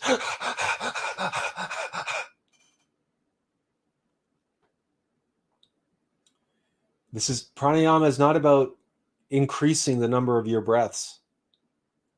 And the more you do that, the more you're shortening your lifespan.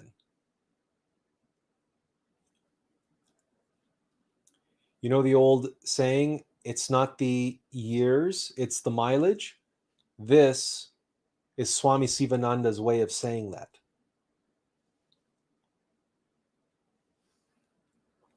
We've talked about wheels, and we've talked about engines, and we've talked about flow through those engines. Well, it's the same thing, right? When you go to buy a used car, you look at how old it is. Yes, of course you do. But then the next thing you look at, or perhaps the first thing you look at, is the odometer. Because a 10-year-old car with 30,000 miles on it is a hell of a lot different than a 3-year-old car with 500,000 miles on it. Okay. This leads us to pranayama and meditation. Kumbhaka is retention of breath. Kumbhaka increases the period of life. It augments the inner spiritual force, vigor, and vitality. If you retain the breath for 1 minute, this 1 minute is added to your span of life. Yogis, by taking the breath to the Brahmarandra at the top of the head and keeping it there, defeat the Lord of Death, Yama, and conquer death. Always inhale and exhale very slowly. Do not make any sound.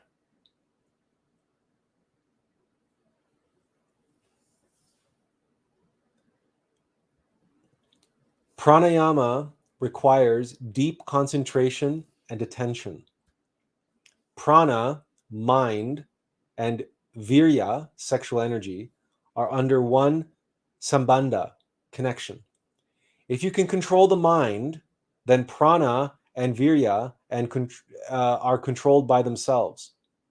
If you can control prana, then mind and virya, and that's a typo. If you control the virya by remaining as an akhanda brahmachari without emission of even a single drop of semen, sexual energy, whether you're male or female, for 12 years, then mind and prana are controlled by themselves. Okay, so let's get into the relationship here. So the prana and the sexual energy are connected. And if you can control the mind, then the prana and sexual energy are controlled by themselves. If you can control prana, then the sexual energy and the mind are controlled by themselves. And if you do this in the practice of scientific chastity. Scientific chastity meaning the abstention from orgasm, not dropping a single drop of the sexual force. Doesn't matter whether you're male or female.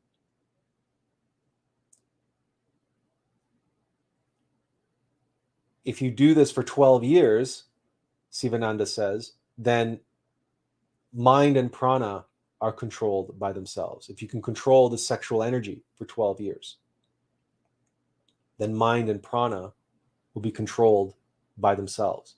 So there's this trinity going on here: prana, sexual energy, and the mind. And what Sivananda is saying is that if you can master any one aspect of this triunity or trinity of forces, then the other two will more or less take care of themselves. Mastery of the mind will bring with it the control, the self-control of the prana and the sexual energy. Mastery of prana will bring with it the control of mind and sexual energy. This is why we advise to practice pranayama as part of your preparation for meditation. This is what we mentioned in our live stream on meditation. And now, because of the relationship, because of now with this live stream, now you know why, the metaphysical scientific reasons why. Because prana is in the mind. Prana is not just in the sexual force. And that's why practicing pranayama in this way, Sivananda explains it right here. If we are practicing scientific chastity, which means we're not engaging in orgasm, we're not, and that also means we're not wasting the sexual force through other centers. So we're not binging, we're not binge watching Netflix, okay? Or we're not otherwise wasting the sexual force through any of our centers, our mental center, our emotional center. We're not binge watching, I don't know, whatever, romantic comedies that are getting us to cry and be all sentimental. And we're not binge watching that. We're also not allowing ourselves to go on angry rants on the internet or getting together with our friends to have 3 or 4 or 5 hour bitch sessions where we're just ranting and raving and angry and complaining about everyone and everything. And we're getting ourselves worked up into an emotional frenzy. That's wasting our sexual energy through the emotional center. Or we're not overdoing our physical activity and excessively expelling our sexual energy through the motor instinctive sexual centers, right? So we control our sexual force. We keep in check the mind, but if we can control the prana, the sexual energy and the mind fall into line. So by doing pranayama as a preparation for meditation, the mind, if we can master the flow of prana, the mind falls into alignment. The mind falls under our own control, according to the words here of Sivananda. This connection, the sambandha between mind, prana, and sexual energy. So, in a similar way, while we are meditating, if we practice pranayama, after we have achieved a state of meditation, we have that controlled relaxation, that focus, then the quality of our pranayama, our ability to move pranayama within ourselves, we won't even need to worry about the breath. We'll be able to work with pranayama regardless of what our breath is doing, because the breath, again, is related, but that is not the pranayama can flow and it does flow regardless of how we're breathing. They're related, but they're not. They are independent of one another. They're two different systems, right? Respiration and our energetic system, prana. Okay. This leads us into actually practicing pranayama. Breath is external manifestation of prana, the vital force. Breathe like electricity. Breath, like electricity, is gross prana. Breath is sthula,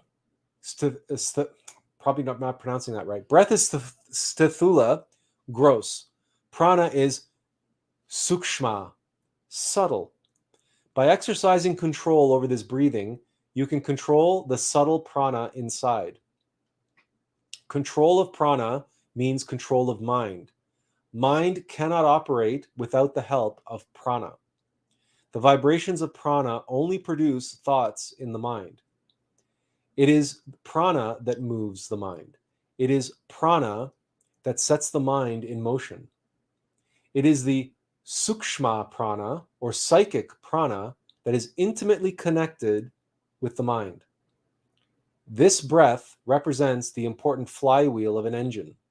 Just as the other wheels stop when the driver stops the flywheel, so also other organs cease working when the yogi stops the breath. If you can control the flywheel, you can easily control the other wheels. Likewise, if you can control the external breath, you can easily control the inner vital force, prana. The process by which the prana is controlled by regulation of external breath is termed pranayama. Again, related to everything that we've covered so far.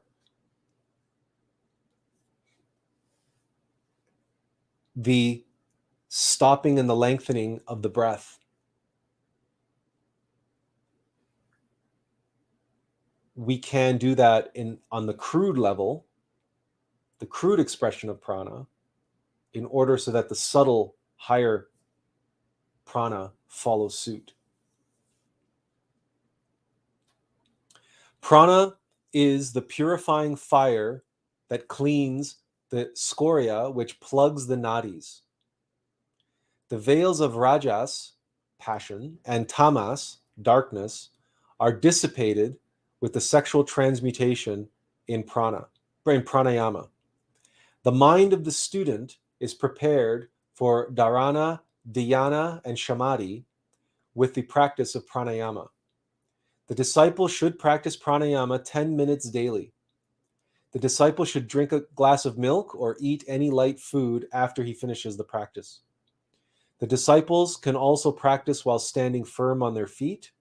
The disciple should slowly inhale and exhale with his mind very well concentrated in his practice of pranayama. That's Samael Aun Weor, Kundalini Yoga. The eating of food we find is optional, but you can get very lightheaded when you practice pranayama. And because you're working with energy, you may find it helpful to have a snack after you do your pranayama. But if you're doing pranayama as a preparation for meditation, you're not going to be snacking until your meditation is complete anyway. So we find that aspect of the practice optional. But here you notice the reference to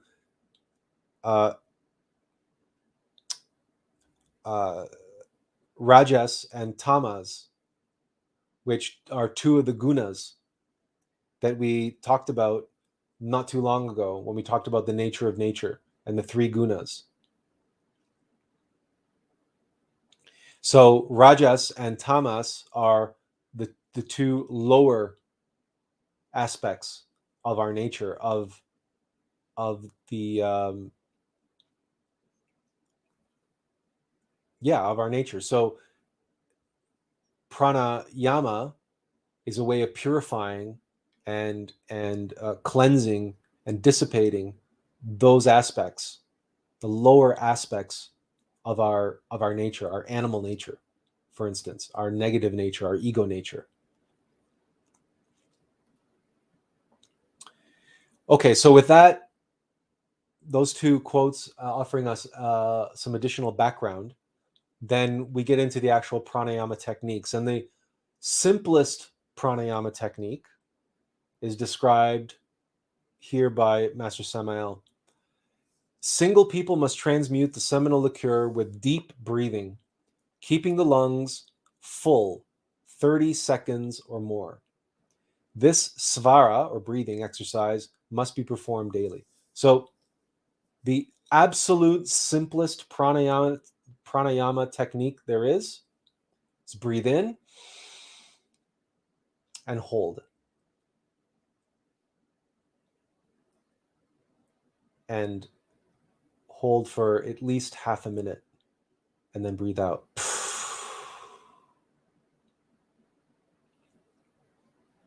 And you don't have to make a sound when you breathe out. You can do this solely through the nose. You don't have to breathe out through the mouth. And hold the breath. And then after 30 seconds, breathe out. That's the simplest pranayama there is. There are, of course, hundreds of ways of doing pranayama, and in no way, shape, or form can we possibly cover them all. But we can start with the basics, and we can start with the foundation.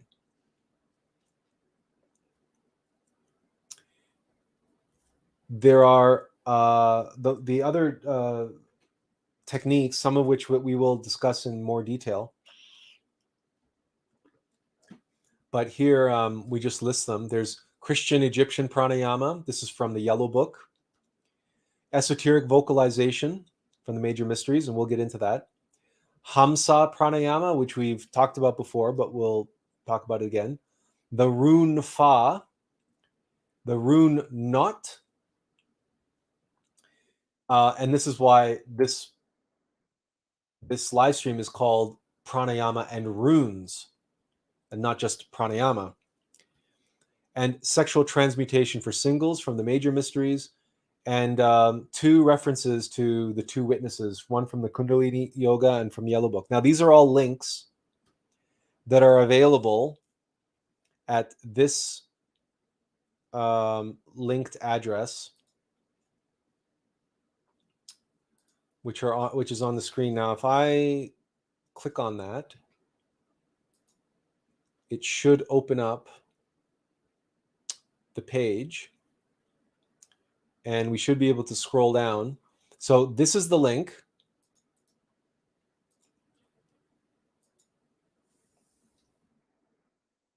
It's in the chat, and it's on the screen.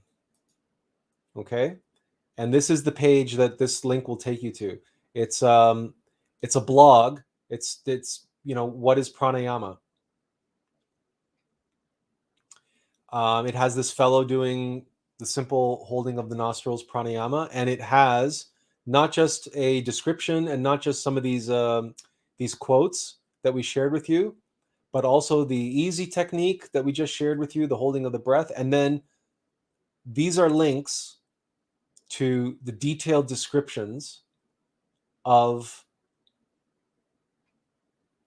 these additional practices. Now, Christian Egyptian pranayama, this is a form of pranayama which combines mantralization and working with the nostrils, so the two nadis, the masculine and feminine nadis. Christian Egyptian pranayama, it's a little more complex, a little more complicated, a little bit more, there's more to it. And because the practice is different for men and women, we're not going to get into it here because it would take an exorbitant amount of time to go through it, explaining it. And we'd have to explain it for both men and women. The resource is here for you to explore and study this and practice this on your own. Some of the other ones we are going to get into, though. So And the ones that we haven't gotten into, the ones that we don't get into tonight, they're available for you. All the links are here for you to go and do your own study and your own exploration. One of the things that the Gnostic instructor advises, and it's certainly something that we practice, is pick a practice of pranayama which seems to work for you, which seems to suit you, and stick with it. Don't jump back and forth between all these different practices.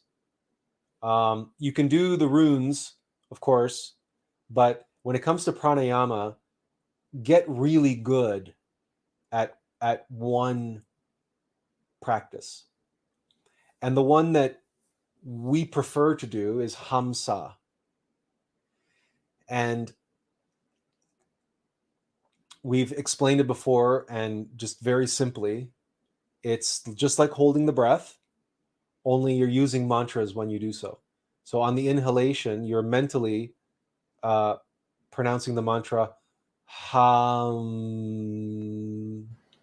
as you're inhaling. So it's Ham to the top of the head.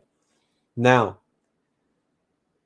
once you've inhaled, you visualize the energy, the prana, feeding your brain, enlightening, illuminating. We like to visualize like a tongue of fire or a halo about our head, our head glowing with the energy, with the prana that we've just sent up there with the mantra Ham. And then you can vocalize or mentally make the sound,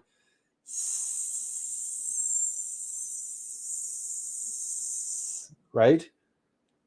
And as there's fire burning atop of your head, that's the sound of, right? Or the glow, the light, whatever, you have that sound. And then you can also move the prana around to your third eye before finally releasing it down into your heart.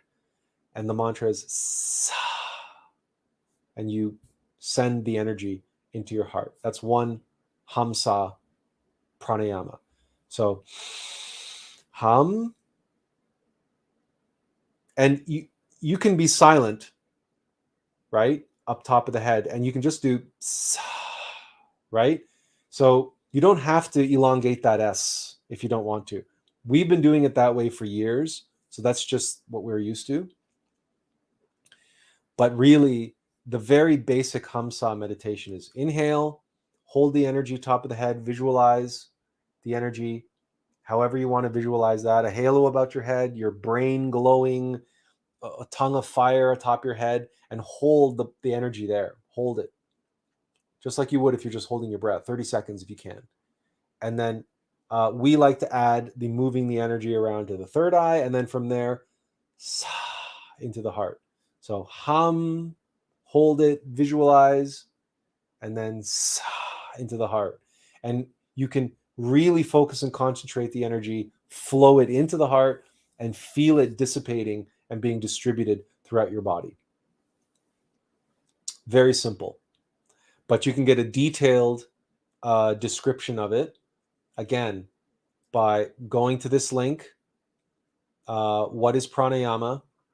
And here are all the links, including one to Hamsa pranayama. So if you want more detail, then you can get that. Before we continue, Eleftheria had a comment here. I have found profound benefit by doing deep stretching from a Shaolin long fist kung fu book before meditation. Perhaps stretching the body lends itself to stretching the consciousness. What it does is it helps in relaxation, and it helps in your concentration. The mind-body connection is there, right? So what it does is it helps calm the mind. Does it help stretch out your consciousness? If that's the way you experience it, if that's the way you want to think about it, then certainly. But what it's really doing is, it's as you're stretching, all of the because remember, the mind is not in your brain. You have a mental body, right? That and it's all prana. It's all prana. So no doubt, as you're doing that, the deep stretching from your Shaolin uh, tradition, no doubt there's breathing involved, and no doubt there's stimulation of qi, because we've also studied kung fu and we've also practiced slow form in kung fu. We also know the temple motions, the Shaolin temple motions, which are basically Tai Chi motions or slowed down kung fu movements, but it's all stretching and move. It's just like Tai Chi. So we do, our Sifu taught us a lot of the slow forms in the kung fu tradition, a lot of them from the Shaolin school. And when you are working with the physical body, focused and concentrated and relaxed, controlled relaxation, and then you're adding to that stretching, well, as you're stretching the muscles, that's all energy, that's all prana. And the mind-body connection is there. So the prana, that the knots, right? The knots, the tension that's causing the muscles to contract and the ligaments and everything to seize up and shrink, as you stretch those out, it's like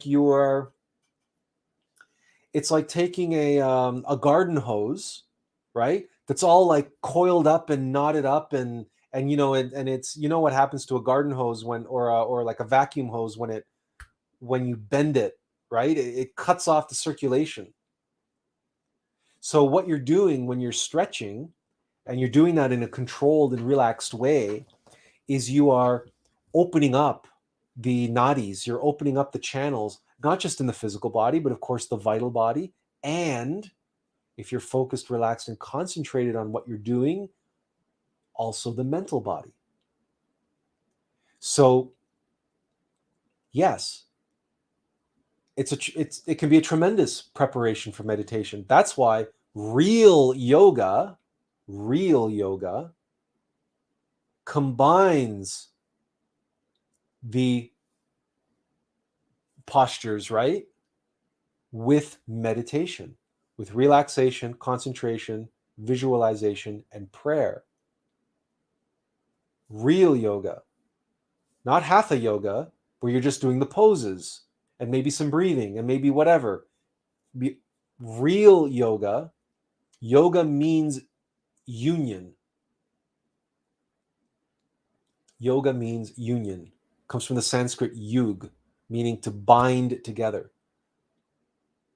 So to put yourself in those positions and those stretches, and all of those stretches have significance, and you need to combine that with the mental and emotional body in prayer and meditation because again, you are working with prana. You're working with the prana in the mind and the heart and the physical body and the vital body. So yes, of course, your experience makes sense, makes total sense. And if you were to combine pranayama, either before, during, or after your stretching, probably after, or if your stretching prepares you in such a way for meditation that you can very quickly enter into meditation with a quiet mind, then do your pranayama in meditation. Okay, where were we? Oh, yes.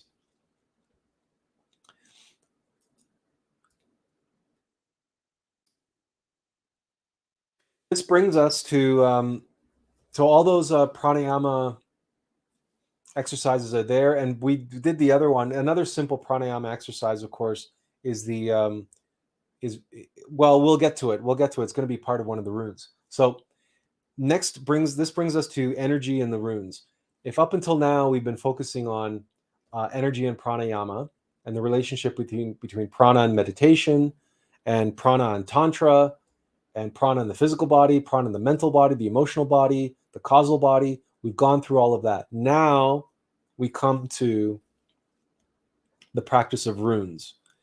Now, runes are something which we really can't get into the whole metaphysical scientific background of them at this time.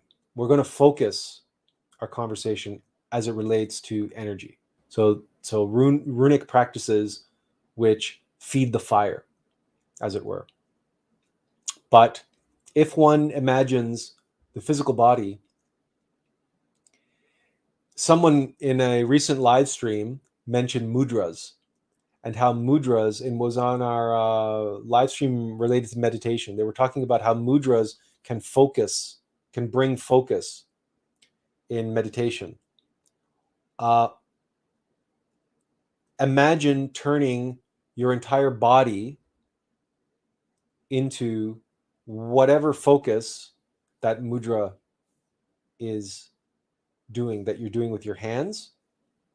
Imagine turning your whole body into that. We liken it to a tuning fork, but a tuning fork attuned to different frequencies. Each rune comes from the Futhark, or the runic alphabet, and they can be derived from the simple geometric shape that you see on the cover of the book here. And each one relates to a different frequency and different quality of energy. So different application of energy, different application of prana. And the practicing of the rune not only draws in energy into the body, it also attunes and aligns that energy for the specific use that is related to that rune. So runes are a very useful and powerful practice. Let's just read the following. Beloved reader, we have stated very solemnly in our former Christmas messages that the poor intellectual animal is only a chrysalid, and that which is called man must be formed and developed within it. Certainly, the solar fire is necessary for the possibility of becoming human, to be created and developed within each of us. Fohat is the generative force, the central, living, and philosophical fire that can originate the authentic and legitimate mutant, the real and true human within the cosmobiology of the rational animal. Many types of fire exist. Let us remember the lights of St. Elmo's fire seen during the tempests. And this is actually interesting. We want to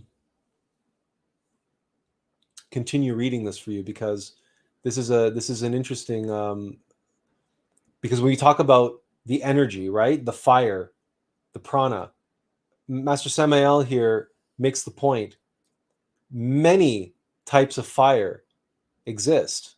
Let us remember the lights of Saint Elmo seen during tempest. Do you remember the song from the 80s, Saint Elmo's Fire? It is good for us to remember the mysterious column of fire that guided the Israelites in the wilderness. It is worthwhile to remember the strange meteors of fire that appear in cemeteries, that physics in its own way has qualified under the name of fatuous fires. Many phenomena reminiscent of lightning exist in the form of balls, cat meteors, etc. In her monumental work entitled The Secret Doctrine, Helena Blavatsky refers to the sacred fire of Zoroaster, or the Atash Behram of the Parsis. How ineffable are the words of HPB when she speaks of the fire of Hermes. The explanations of this great martyr from the last century are notable when she brings to our memory the fire of Hermes of the ancient Germans, the flashing light of Cybele, the torch of Apollo, the flame of the altar of Pan, the shining sparks on the hats of the Dioscuri, on the head of the Gorgons, on the helmet of the Pallas, and of the caduceus of Mercury. How sublime was the imperishable fire in the temple of Apollo and in the temple of Vesta. How sublime was the Egyptian Ptah-Ra during the night of the centuries. How magnificent shone the fire of the Greek Katabatus Zeus, which descended from heaven to earth in accordance with the Pausanias. Certainly, the Pentecostal tongues of fire and the flaming bush of Moses are very similar to the burning tunnel which brought about the founding of Mexico. The imperishable lamp of Abraham still shines, refulgent and terribly divine. The eternal fire of the bottomless abyss, or the pleroma of the Gnostics, is something that can never be forgotten. When referring to the sacred fire, it is convenient to mention the fulgent vapors of the oracle of Delphi, the sidereal light of the Rosicrucian Gnostics, the akasha of the Hindustani adepts, the astral light of Eliphas Levi, etc. The initiatic books are written with characters of fire. We need to fecundate our intimate nature if we truly want the solar man to be born within us. And here we have the immortal Inri, Igni natura renovator integra. The fire renews nature integrally.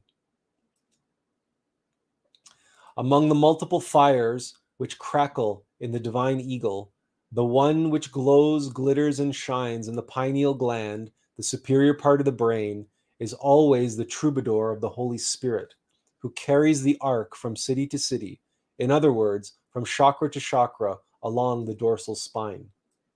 Indeed, we need to awaken consciousness with intensely accelerated urgency if we want to know ourselves in depth. Only the self-conscious human being can penetrate into the parallel universes at will. The Hindustani Hatha yogis talk at length about Devi Kundalini, the igneous serpent of our magical powers, and they even suppose that they can awaken it based on respiratory exercises and many other complicated and difficult physical practices. We, the Gnostics, know that the brazen serpent that healed the Israelites in the wilderness, the divine princess of love, only awakens and arises along the dorsal spine by means of the Mayathuna. Nonetheless, it is not advantageous to undervalue pranayama. It is worth knowing that this magical science of breath, pranayama, when wisely combined with scientific meditation, allows us to utilize certain sparks, flashes, flames of Kundalini for the healthy purpose of attaining the awakening of the consciousness. To consciously work with the distinct parallel universes, to travel by will in a lucid, clear, and brilliant way through all of these suprasensible regions is only possible by transforming the subconsciousness into consciousness. A judo of the spirit exists. We talked about psychological judo in our live stream on meditation. Here, Master Samael talks about the judo of the spirit. We are referring to runic exercises. These are formidable in order to attain the awakening of the consciousness. Whosoever wants to work with his judo must begin to work with the rune of Mercury, which has a violet color that originates extraordinary cosmic forces. Therefore, it is necessary to know that this aforesaid Nordic rune enclosed within itself all of the potency and impulse of fecundity.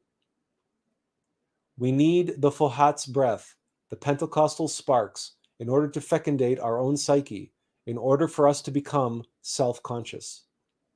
If we analyze the practice of the rune Fa, we can affirm that pranayama, prayer, meditation, and a specific sacred posture all exist within it.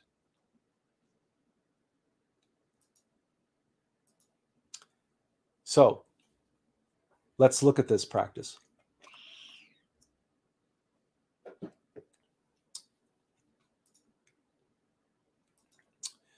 Okay, well, that came in the wrong order. But anyway, when we get out of bed, this is a morning practice. When we get out of bed, with immense happiness, we must salute each new day by raising our arms toward our Lord, the Son, Christ.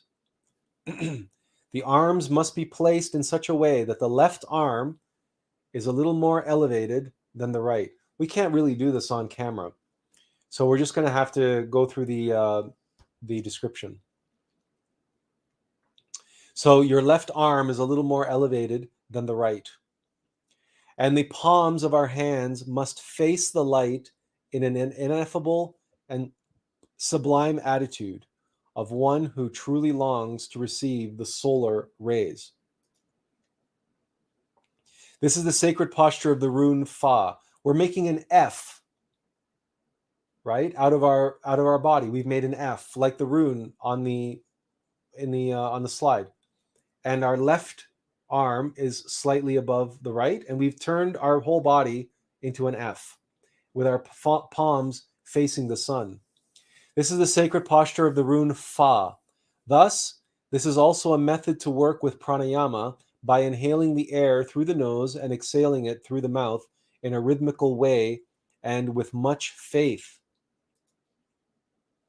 Let us imagine in those instants that the light of the Son Christ penetrates within us through the fingers of our hands, then circulates through our arms, inundates the whole of our organism, and finally reaches the consciousness in order to stimulate it, to awaken it, and to call it into activity. You must also practice this runic judo in the mysterious and divine nights before the starry sky of Urania with the same posture and praying like this. You put our arms up, you're making an F out of your body, and you say, "Marvelous forces of love, revive my sacred fires so that my consciousness will awaken." And we do the mantras, Fa, Fe, Fi, Fo, Fu. Now we shorten those. But you want to do one whole breath, inhalation, and one whole breath, Fa, until you run out of Fa. And then you do another breath, Fe, right? And so you're going to do 5 whole long deep breaths, and Fa, Fe, Fi, Fo, Fu. And then you can drop your arms and just relax them for a moment, because they will get tired. And just relax. And then maintaining your devotional attitude, your faith. You put your arms up again facing the east, facing the sun, the rising sun. And again, Fa, Fe, Fi, Fo, Fu. Do this at least 3 times. Preferably do it 7 times, or as many times as you wish, following that. And as you are doing the mantras, marvelous, and by the way, and each time you raise your arms up, you say, "Marvelous forces of love, revive my sacred fire so that my constant consciousness will awaken." And as you're doing Fa, Fe, Fi, Fo, Fu, visualize, feel the prana, feel the Christic energies, the Christic atoms. Like your palms are receptors, like your palms are petals on a sunflower or solar panels, and you are capturing the solar light, the solar energy, and you're drawing it in through your palms, down your arms, down into your spinal column and into the nadis, and circulating up and down your spine and in the Sushumna canal. This is a powerful practice, and if you find yourself lethargic or running out of energy by the end of the day, doing this in the morning will give you tremendous energy to work with the rest of the day. And again, you can do it in the evening. We always face the east when we do this practice, though. So if the setting sun is going down, you won't be facing the sun. But it doesn't matter. It's just face the east and close your eyes and visualize the sun. as we've said before, we've done this practice facing, we had this sarong from Bali, and there was a sun on it. We had it hanging on our wall, and that was on the east wall. So we would very rarely ever be directly looking at the sun, but we would be looking at this image of the sun facing the east, and this practice of fa would always work. But if you can get out in the morning, maybe going for a morning walk or morning jog or whatever, and you can actually face the morning sunrise and do this practice, it's a phenomenal practice. And again, it incorporates pranayama, it incorporates breathing, and it incorporates mantra as well, but it's this attenuation of the physical vessel, turning the body into this receptor, this tuning fork, this radio receiver, right? A solar panel. And you want to talk about feeding the fire, you're getting it directly from the sun, the solar Christ. And this is the fire, the solar fires, the Christic fires that we want to be feeding through our working with energy. So this is a phenomenal practice. And of course, the link that we were just reading, we may as well, it's from the book, The Magic of the Runes. And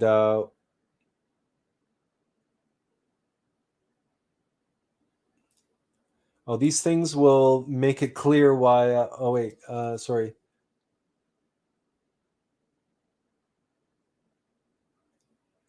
So Eleftherius has a couple things here. The strange supernatural sightings in the Old Testament are likely due to humans, possibly from advanced future technology. Look up Maro Biglio on YouTube to see what I mean. She says, don't share this until you have had time to study, digest what I have shared.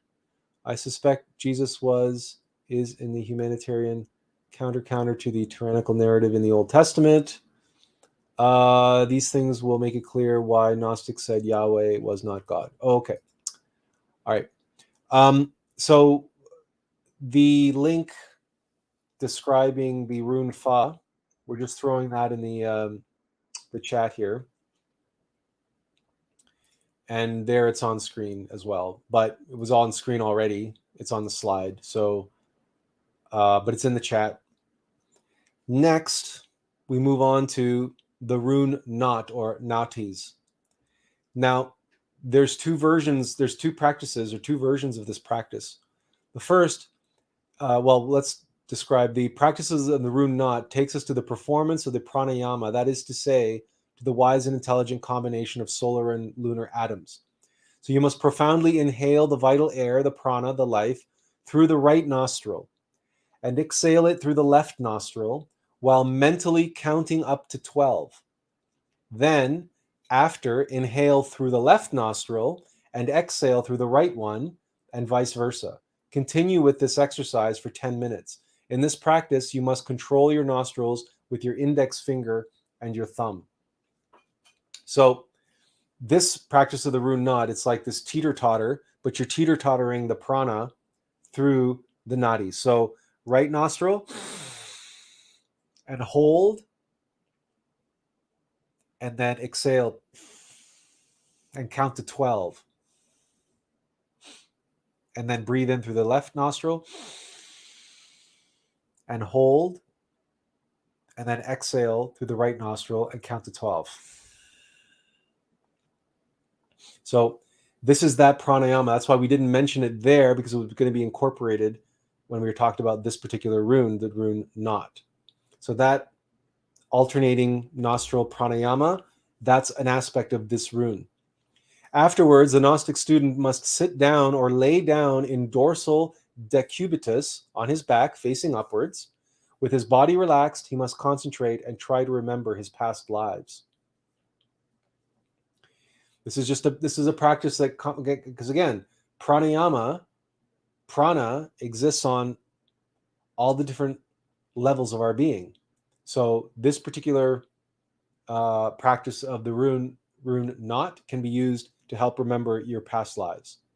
Now, The second practice is the more physical one. This is where we alternate the right and left arms, and we do a mantra, just like the rune Fa. But in the case of requiring the assistance of Anubis, and this, by the way, this rune is also related to, if you want to negotiate your karma, you can use this rune. Anubis, if you urgently need to negotiate with him, then you must open your arms to the sides.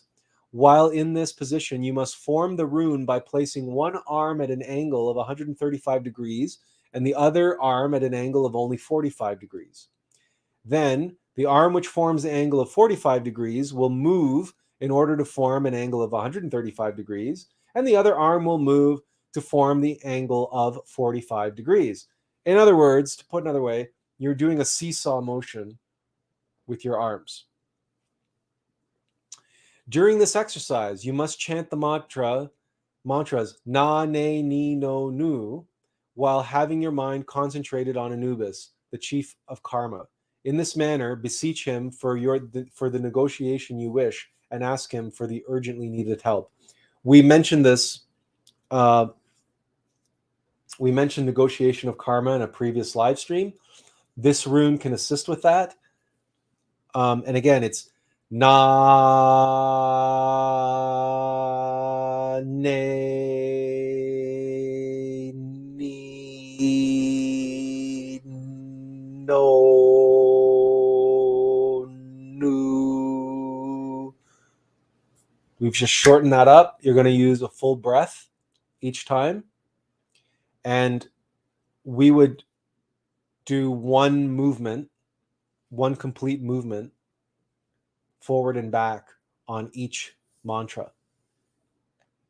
So on every na, you're going to move your arms from one position to the other position and back again. And then you can take a breath and then do the next one. And again, this is good for assisting in appealing to Anubis in the negotiation of karma, but it's also related to the energy as the previous practice, which is the direct pranayama practice. But that's the Roon Knot.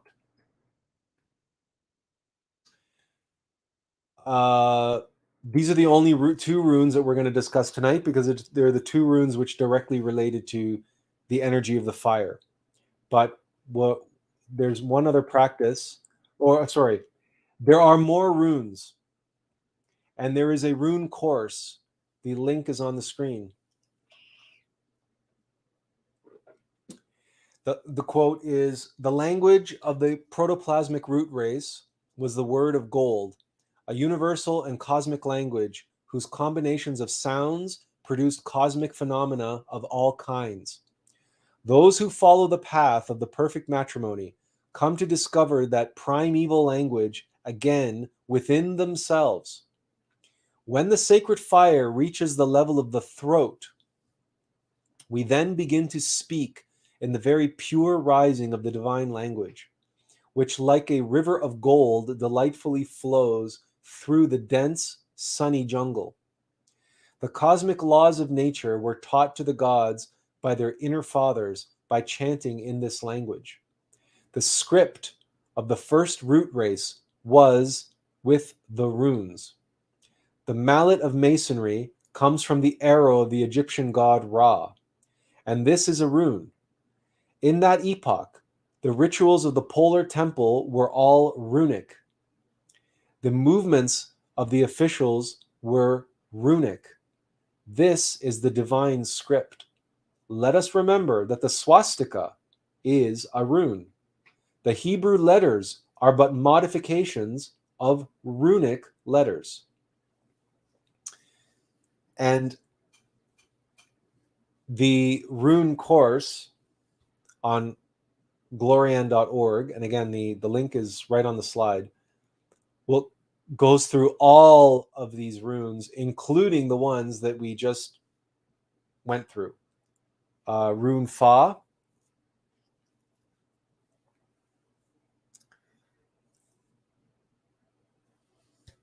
what was the other one we did?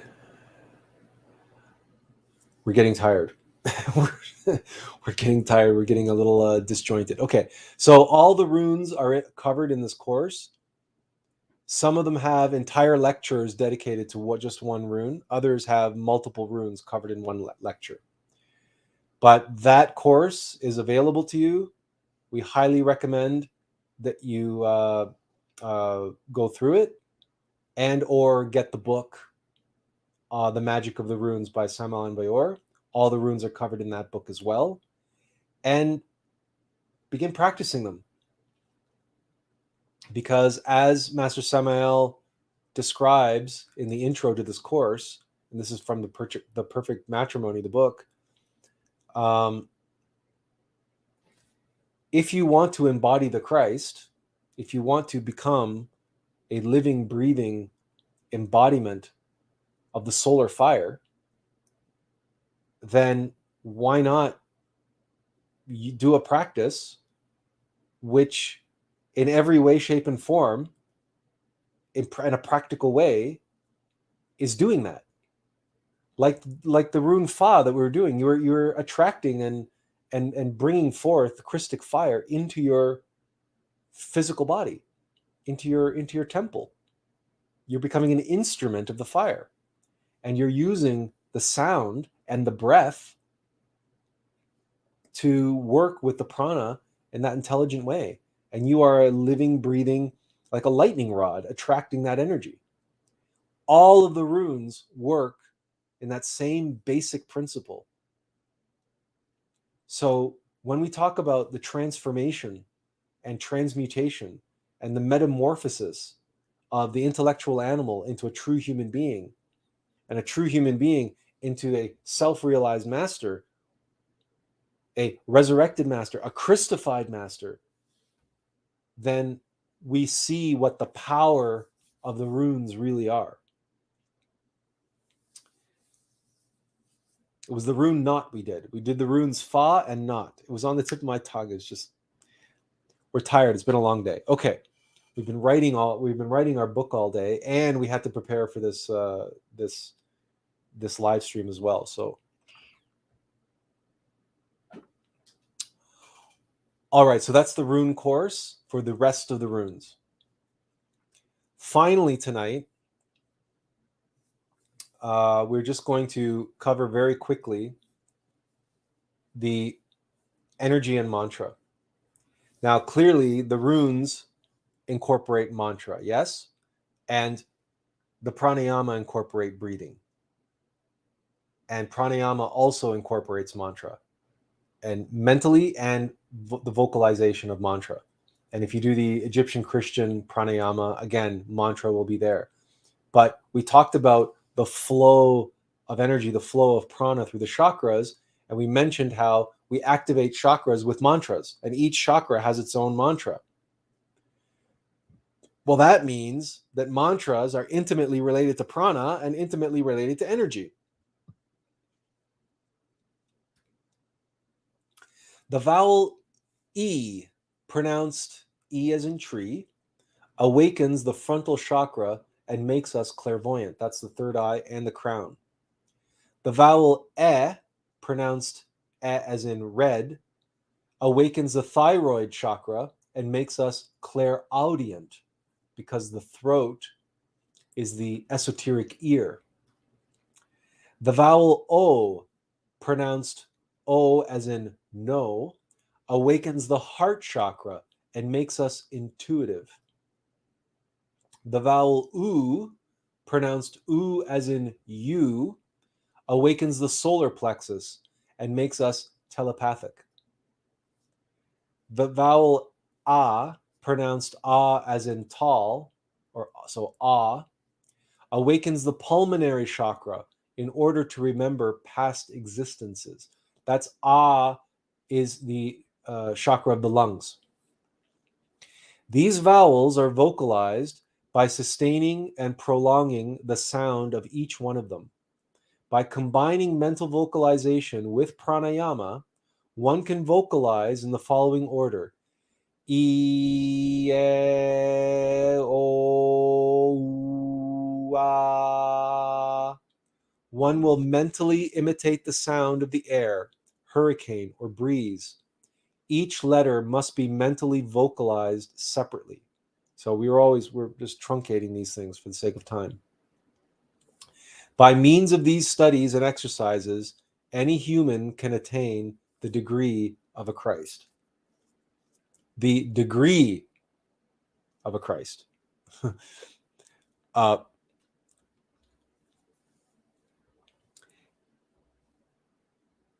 So mantra is also something that we practice during Tantra. It's something that works in pranayama.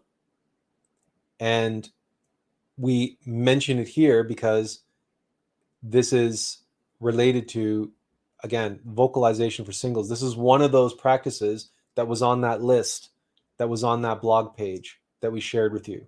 And we said we were going to go through some of them, right? This page here. We said we were going through some of them. So we've now done esoteric vocalization for singles, Hamsa, and these runes. There's Egyptian pranayama, there's a sexual transmutation for singles, and then these 2 chapters on the 2 witnesses. So again, we shared this link with you in the chat. These other practices are there and available to you.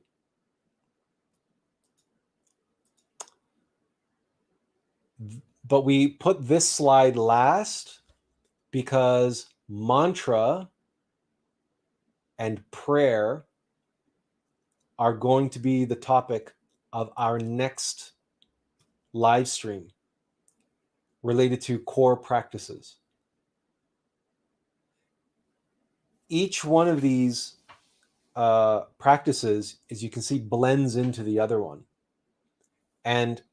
But whereas every time we mention it, right? Like when we mentioned pranayama in meditation, we were focused on the meditation aspect, and we said, yes, well, pranayama is a good way to prepare, but we just focused on the tip of the iceberg. And tonight, we focused on energy and the transformation and the feeding the fire of the Christ, working with the prana. And we went when we talked about now all the metaphysical, scientific background between all of that and some of the practices. And now we've mentioned how mantra is an intricate part of pranayama and rune practices. So now, but that's just the tip of the iceberg, right? That's just the tip of the iceberg. In our next live stream, we'll take a deep dive into mantra, into prayer, the same way that we did in pranayama tonight, so that you can have a more fleshed out and a more voluptuous, comprehensive appreciation for what it is we are doing when we do these core practices and what makes them core practices. Hopefully, each and every time we do one of these live streams about the core practices on the path, you come away from it with a deeper appreciation what makes it a core practice. And now how you know now how pranayama is not just breathing exercises.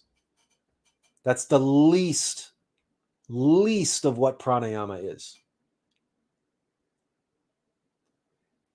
And now you're getting a sense of, you have a deeper appreciation and a deeper foundation for going into the other practices, and also for going back and retrospecting on the transformation of impressions, on meditation, and the appreciation for how mantra plays a role in those practices as well. And prana, how prana is involved. Okay, so that brings us to the end of tonight's live stream and the end of our slides. And we have about 10 minutes or so for questions or comments that you may have. If you want to share anything, share anything. But if you have any questions, we'd be more than happy to do our best to try to answer them.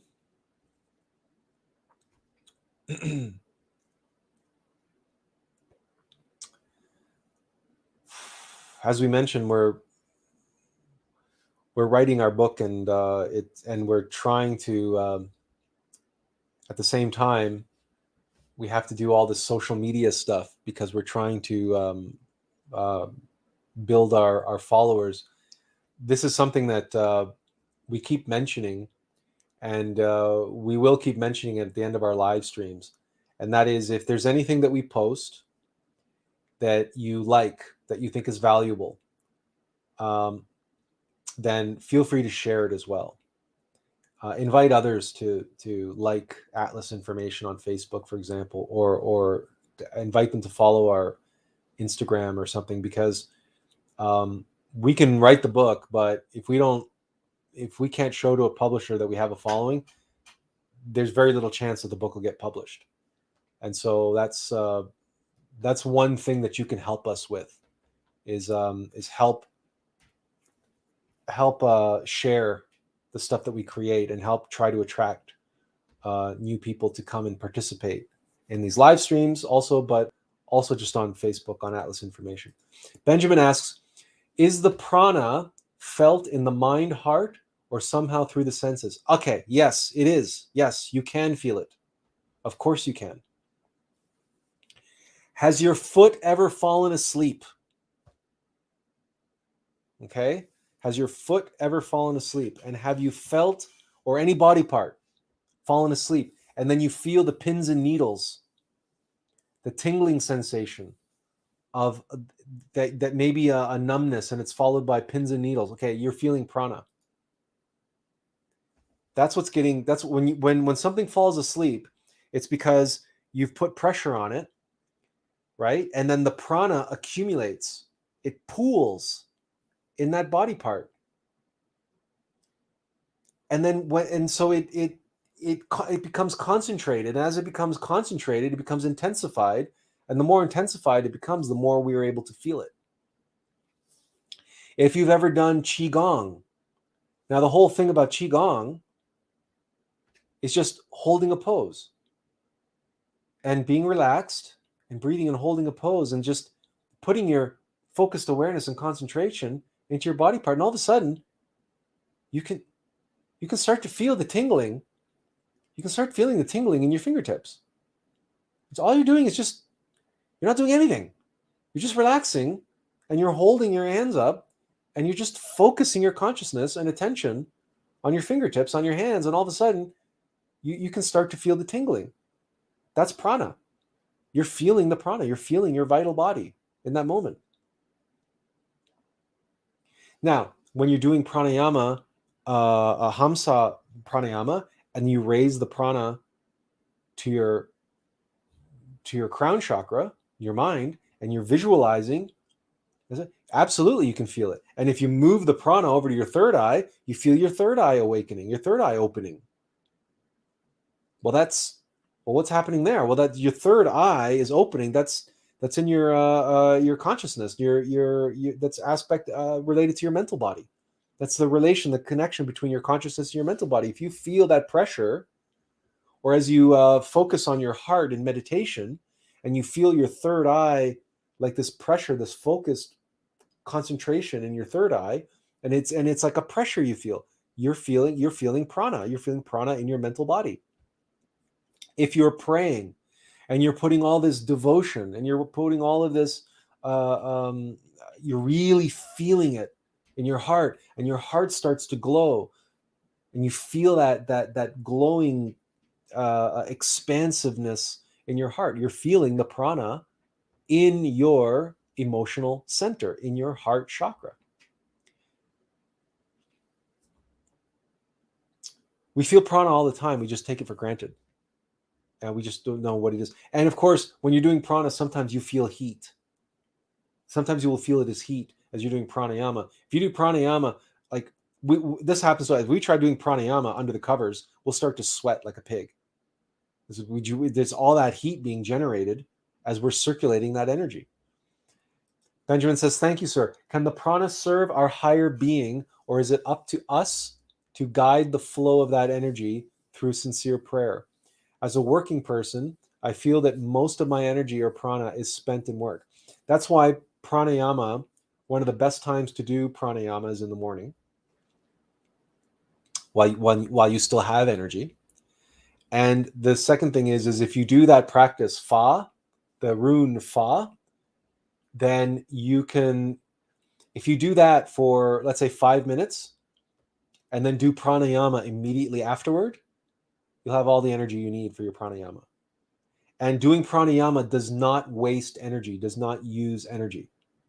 It transmutes some of the energy, yes, but it's transmuting in a positive way. So, and can the prana serve your higher being? Yes, absolutely. The prana serves the higher being. That's the whole point. That's the whole point of this entire lecture. Is your higher being, your innermost Christ, is the fire, is the flame, the spark, the essence that we're feeding by doing all these practices. That is what we're doing. But it's up to us to guide that energy and meditation at the beginning, and because that energy is at our level right now. And so but the whole point of this is to do the will of our innermost being. The whole point of this is yoga, union, right? Relegare, to bind together with our innermost, to become one, to awaken as our innermost being. Where we're no longer thinking so much about my false self and my true self. We're just thinking about my true self and the Christ, the Logos, the being of beings. But to get there, we have to awaken. So it's levels and levels. So at the beginning, we have to work with what we work with. But that energy, because of the law of free will, that energy is in our wheelhouse to do with it what we will. That's why so many people squander it and so many people waste it. And God is not a tyrant. God is not going to prevent you from making mistakes, right? God is not going to prevent us from squandering our energy. If that's what we want to do with it, we are allowed to do it. We are allowed to make mistakes. We are allowed to accrue negative karma. That's part of the journey, right? To be able to make mistakes and have to learn from our mistakes. So that's why we need to work with it. We need to do it. Thank you for that clear explanation, sir. Really appreciate all the knowledge you share with the world. Praying for success in your endeavors. Thank you so much, Benjamin. Thank you for being here, one and all. We have time for a couple another question if someone has it. And remember, we're not asking anybody for any money or anything else. We welcome you. We're more than happy and more than content to have you be here and participate. But if you do want to make a contribution of time and effort to our cause, then all we ask you to do is to share on social media what we do. If you think it's valuable to you, share it with others. That's all we ask of you. No more, nothing else. And keep coming and keep participating. And we won't ask anything more of you, because the more you share our work with others, the more others are attracted to and follow us on Facebook, the more evidence we will have to the publishers that people want this material and that we have a built-in audience, and that will get us the right publisher and be able to get our book out to the maximum number of people, which is our goal, to help as many people as we can, to try to help alleviate the suffering of as many members of this suffering humanity as possible. That is all that we care about. Okay, that is our Mahayana mindset. So if you can help us in that endeavor, then we are be most grateful for that. Absolutely. Elon Musk's brain chip is said to enable instant orgasm. I'm worried that if humanity accepts this tech, there will be more people with the Kunda buffer organ in this world. Everybody has a Kunda buffer organ already, but you're right. the technology that they're doing now and this metaverse and human 2.0 and all that stuff, it's all about creating zombies. It's the zombie apocalypse. And it's the Borg, right? It's the Borg. And the easiest way to keep people hypnotized is with pleasure and pain, right? Craving and aversion. Giving them what they want and scaring them with what they don't want, right? Keeping them in line. Pleasure and pain. Carrot and stick. Right? And conjure magic for them, right? Keep them entertained. Keep them distracted. All that stuff. All that stuff. It's all the work of ego, of the Black Lodge. So, all right. Thank you all for joining us. Thank you for your time, your attention. We'll throw that up there just for one last time. And we hope that we will see you again on Friday. And if not, whenever you can come and be with us next. Until then, have a wonderful evening, a wonderful rest of the week, and inferential peace. God bless. We'll see you soon. Good night.